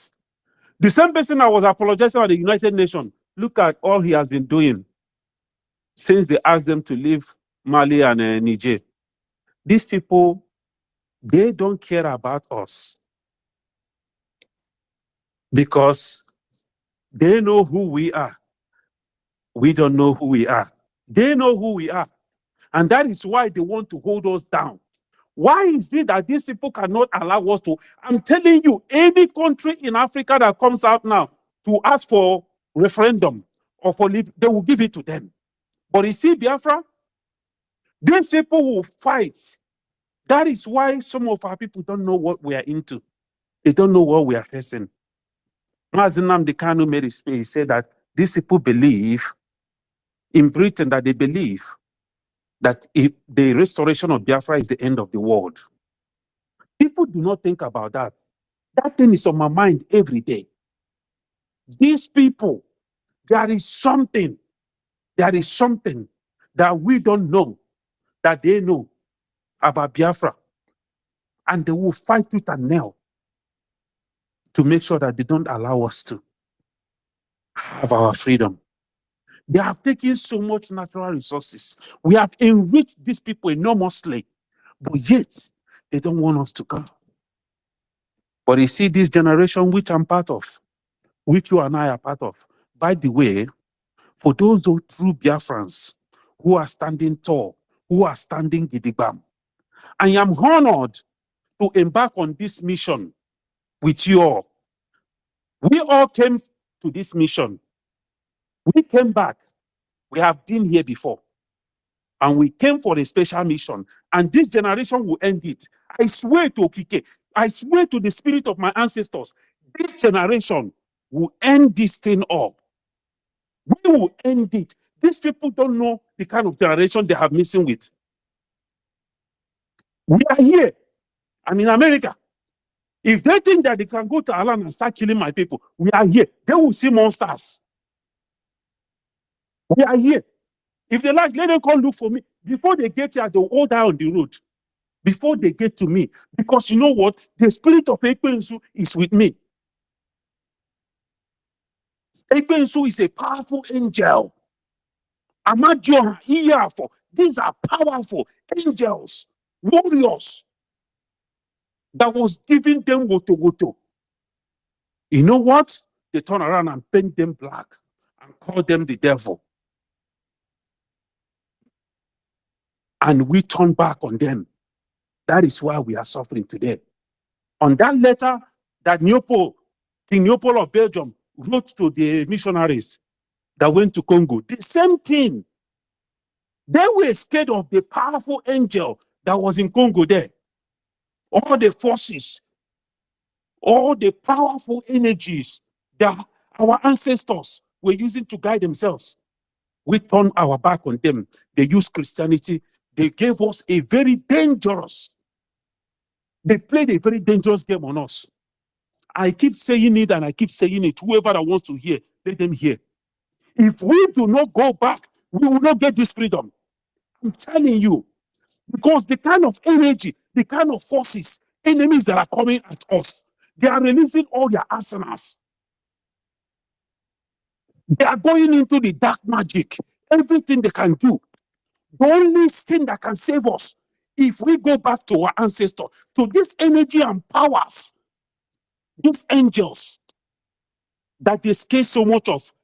And what did they do? They turned us against these angels. And these angels kept quiet. They lie low. We need to wake them up. All of them. They are our last hope. I'm telling you, they are our last hope. If we want to be free, we have practiced Christianity since I came into this world. At a point, I was aspiring to become a priest in the Catholic Church. We have practiced this thing. Can we just sit down and think, how has this benefited us? Those of us in Europe, in America, in Asia, look at where we are and look at where we come from. We that carry this thing, some people will say, oh, it's the way Africa practices it. It is not. Islam, Christianity, these two religions was a systematic game they played on Africa to keep us. One is a soft one is a hard one is like acting like saint, one is devilish. We are killing each other, they're killing us. These people, jihadis, are killing Christians. And Christians are crying, hoping, looking up to the people that brought this Christianity to them, their masters. And their masters are seriously supporting the Islam to wipe us out because this has been on the agenda. The blueprint, long time ago, their blueprint was that they will use this religion to destroy the Christians. And after destroying the Christians, they will turn around and wipe this Islam out. And their target is Africa. We don't know we are facing because we have failed to realize who we are. The day we go back to who we are, we will realize that we are gods. Why do these people, Why do you don't know that your DNA, a true Biafran, your DNA, they consider it as a ghost DNA. Your own DNA is a mystery to them. But you don't know who you are. That is why these people, they set their eyes on us. Because they know that we are their worst nightmare. We are their worst nightmare. They are watching with their telescope to see when things are going to start manifesting. This DNA that they consider ghost DNA has been a danger to them because they don't know what we are capable of. They know that we came from a very special race, a very powerful race. Our bloodline is not of this planet. Not of this planet. That is why they call it a ghost DNA. We come from a very powerful race. We have been their fear. That is why they use this Fulani to encircle us, to keep us down. These people will rather die to let us have our freedom. That is why Mazi Nnamdi Kanu again said they believe that the coming of Biafra is the end of the world because they know that we are going to rise, that the gods will set order, law and order, and we will lead, and all of them will follow. When we say sit down, they will sit down. They know it. They know who we are. I just wish we could know that. We could understand who we are. I am fighting for what is bigger than me. What is bigger than me? Biafra is bigger than me. I am just privileged to be part of this. I'm telling you. If you know what you are part of, you will feel so privileged to be part of this. You will feel like, let this Biafra come tomorrow. If you know what you are part of, many of us don't know what you are part of. That's why we are selling this freedom. I will continue to follow this freedom to the end. That man, Simon Ekpa, I do not worry for him because if you know the kind of galactical forces that are protecting him, you will not even worry about him. Something is coming. In the weeks and months to come, something is going to happen that will shake the foundation of that zoo. Like it will be an earthquake. Something will happen very soon. These people, this fight, it is a fight to finish. If Britain and America like, let them put on. Their blood, the blood of their sons and daughters will soak in our land. And we are going to open a new front here for them. We will never stop until this freedom is achieved. This generation will never fail. It doesn't matter. I greet you all. We move. Thank you, Mwanchineke. Thank you so much. Ibiabuchi, you have the mic. Ibiabuchi, are you there? Ibiabuchi Agujegbe, are you there? You don't sleep? Okay. Chukwemeka Okubwe. Chukwemeka Okubwe, are you there? Chukwemeka Okubwe, are you there? It seems you've all slept off your microphone. All right, we need to round up because we have a lot going on and we have to be on the watch. I appreciate all of you, those that are listening to us for the very first time, those that are converting themselves from one Nigeria to come back to Biafra. Biafra is the only solution on earth that can save all of you from the contraction of one Nigeria. Now, there is no other way out. If you like, you burn Biafran flag, you burn your passport, you burn your uniform, you burn your local government, you burn your secretariat, you burn everything that answers Nigeria, and then you're still answering Nigeria. And then you're still waiting for salary from one Nigerian government. Then you're still waiting for order from one Nigeria to come and stop the genocide and the massacre ongoing in your communities. then that means you have a brain tumor. Because the same person that is digging your grave can never be the same person that will salvage you from the same grave when he or she has lowered you down 6 feet. So let their recolonization continue inside Nigeria while we, the Biafran people, decolonize them. We are decolonizing them from Biafran territory. That is why we have decolonized them from Biafran territory. They are finding a comfort zone in the Nigerian territory to go and recolonize them again. So it's a good thing. Let them continue, because it is only foolish people that will see that for the past 63 years, a Biafran man cannot be allowed to be a president of one Nigeria.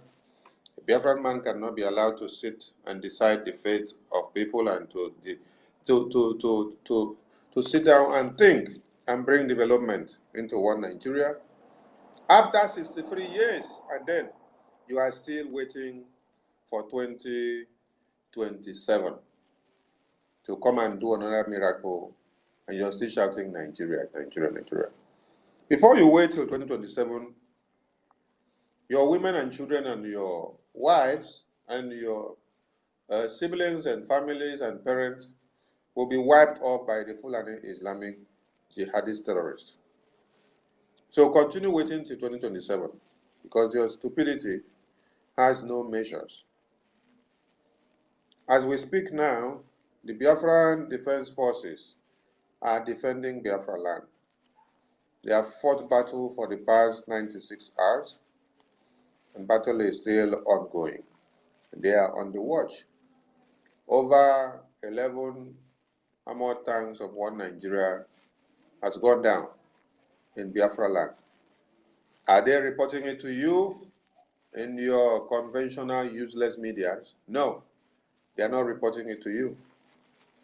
Are they telling you that American mercenaries, European and British and other Islamic jihadist countries and nations are in Biafra land to kill Biafrans, rape their women and children, cut heads to pieces, and kill babies in the name of Islamic jihad, and to uphold the name of Islam and the dignity of Islam, and to uphold the potency and the integrity of Britain, America, and Europe, so that they will answer world powers, so that they will have control.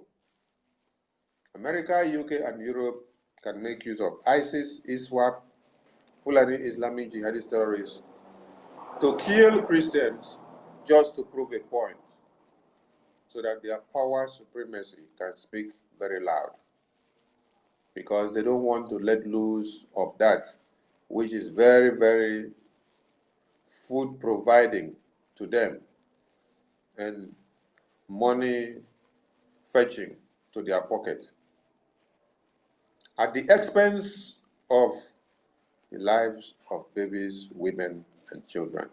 They don't care, they don't give a damn, because their sole objective is to destroy. That is why we need to break loose of one Nigeria. We need to destroy one Nigeria in toto. Pray for the Biafran Liberation Army. Pray for the Prime Minister. Pray for our Supreme Leader.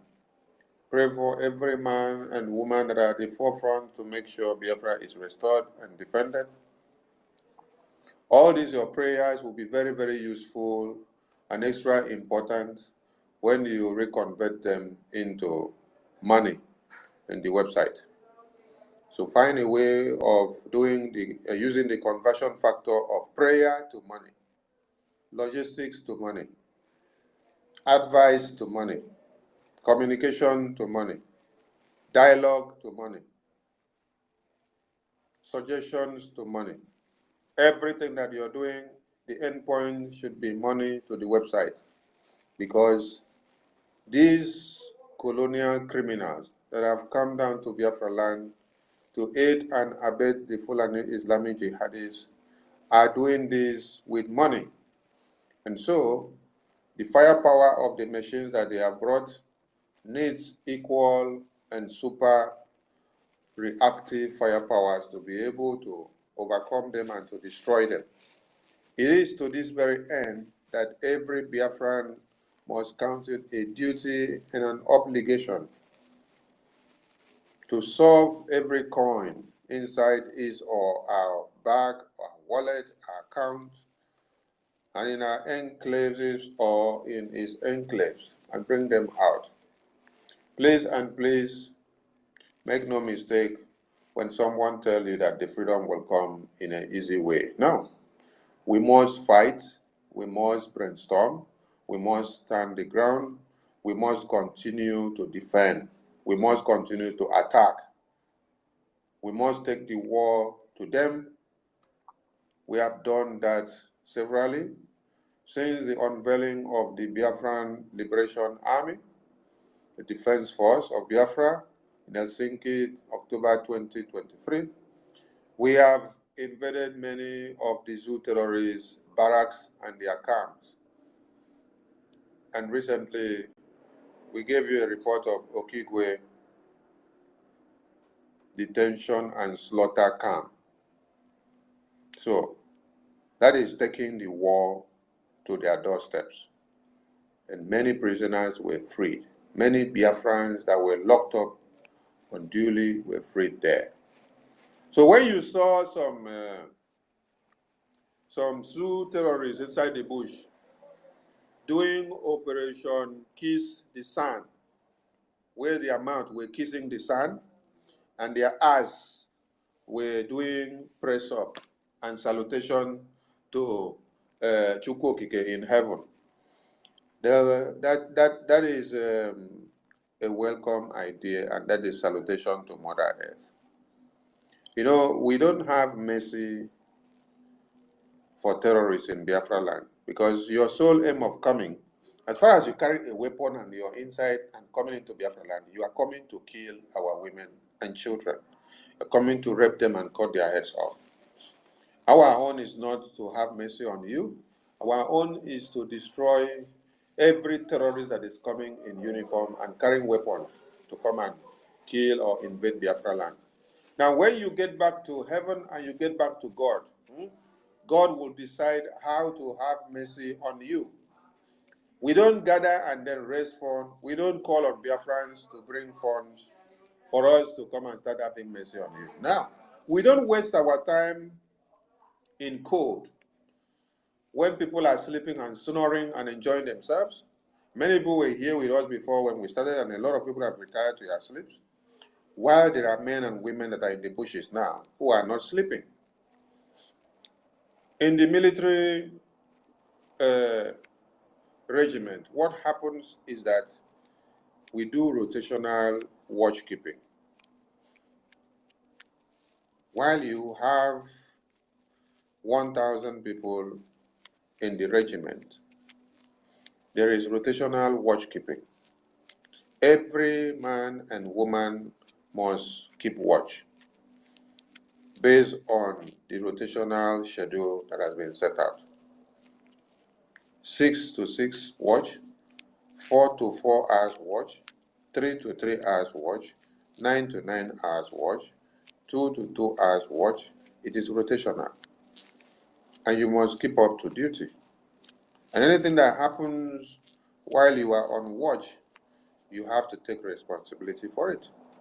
So as you are here now, and as we speak here now, our men are on watch, watching to make sure any signal that they see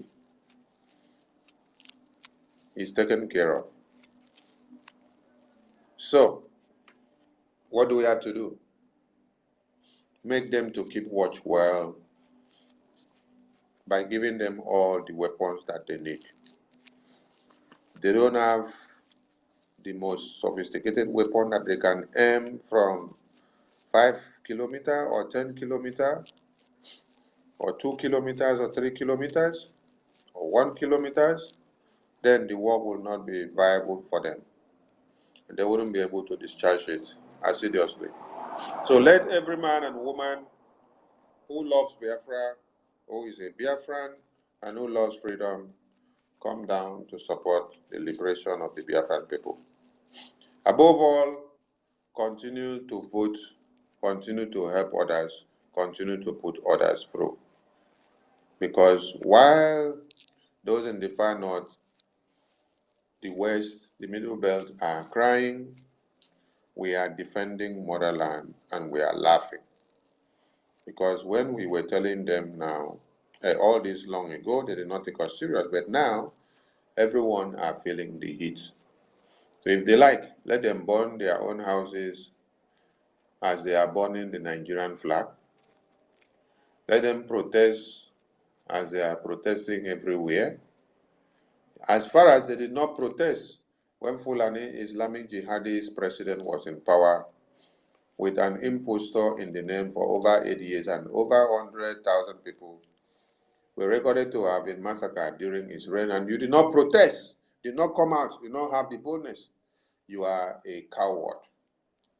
So your protests cannot add anything to the table, cannot change the Islamic Jihadist plan, because while you are protesting, it is very easy for Islamic Jihadists to just drop one bomb where all of you are protesting. Only that one bomb that will be dropped there will detonate and kill all of you. What will you do? You're dead and gone. They say there was bomb explosion where they were protesting in Kaduna or Lagos or Abuja or Kano. Who will come to your aid? Nobody. How many times have they placed bombs in churches? Owo massacre was inside church. They placed bomb. What did you people do? How many times have they placed bombs in schools? The one they did in Sabongare where our children were in schools and then they bombed the place. And then at the end of the day, they told you, oh, it's not bomb, it is a gas cylinder explosion. Madness. So, continue to go and line up and say you're protesting for one Nigeria. Fulani terrorists, you know, they are very, very good in sacrificing their babies. They can sacrifice a baby of 5 years to come and carry the bomb first on the body. You reach there, you detonate the bomb. As far as that baby is able to detonate the bomb, no, the baby does not even need to be the one to do it. The baby just needs to walk into that place with the bomb vested on him or her. And then the remote control can be like maybe 5 kilometers away from where people are, or 1 kilometer or 2 or 3. When the baby is well situated within, they will control and see when the baby is in the middle of where they need the target. A bomb that is capable of killing the capacity of space of over 500 square meters. What do you think will happen when all of you are gathering there protesting and making noise? Then just one baby enter in between, centered is or herself in the middle, and then they detonate the bomb. And then all of you are gone. What will happen? You continue to be doing protests and shouting word Nigeria. Nonsense people. You have a solution and you don't want to embrace the solution because the solution was coming from Igbo man. The solution was coming from a Biafran, and his name is Nnamdi. His name is Okechukwu. His name is Ekpa. His name is Simon. His name is Njoku. His name is Akbarawa. His name is Emeka. His name is Ibiabuchi. His name is Ugochukwu. His name is Asebonam. His name is Neka. His name is Chimarachi. Because you hate to hear the name from this extract. So anything that you are being told, you will not take it serious. But you prefer to meet your doom. Anyway, Biafran people have been provoked for years, and they have never remained unprovoked. And it is to this very reason that we have taken the stand to destroy everything that is coming into Biafra land, to kill our women, and to rape our children. I salute all Biafrans. Continue to vote, and remember the website to air all your hangers. Thank you so much, all my speakers today, and the entire media team. You guys are doing the Biafran government proud. You guys are doing Mazi Nnamdi Kanu proud. If Mazi Nnamdi Kanu had been ever proud before of the Biafran media, Biafrans that are serving in the media department, it is now. Because you guys have made use of all your time and energy and resources to create the highest level of awareness. As they are pushing in, you're pushing them out. They are pushing in, you're pushing them out. It's not an easy thing that you are able to take charge of a media which you don't have full control of.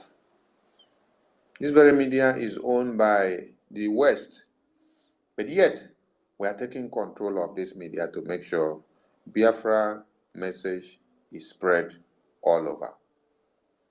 So we have a duty to continue this very fire and to keep it burning, because Biafra is here and we don't have to disappoint our heroes and heroines that have started the fight long before we came to be. So our big salute to our Prime Minister for being the man of the moment. Do not forget to get every important announcement and official announcement from the Prime Minister's official page.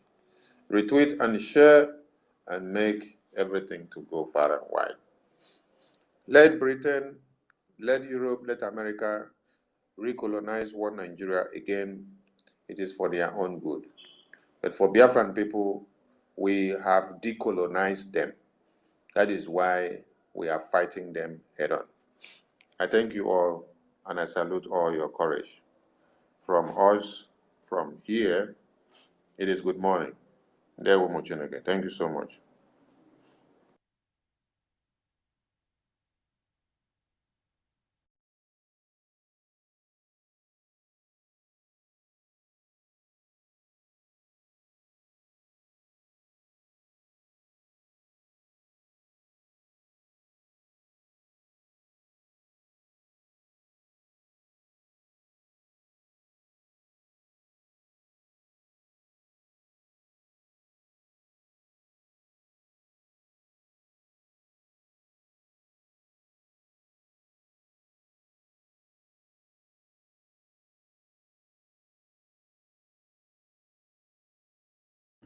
Good night, everyone. Thank you for coming by.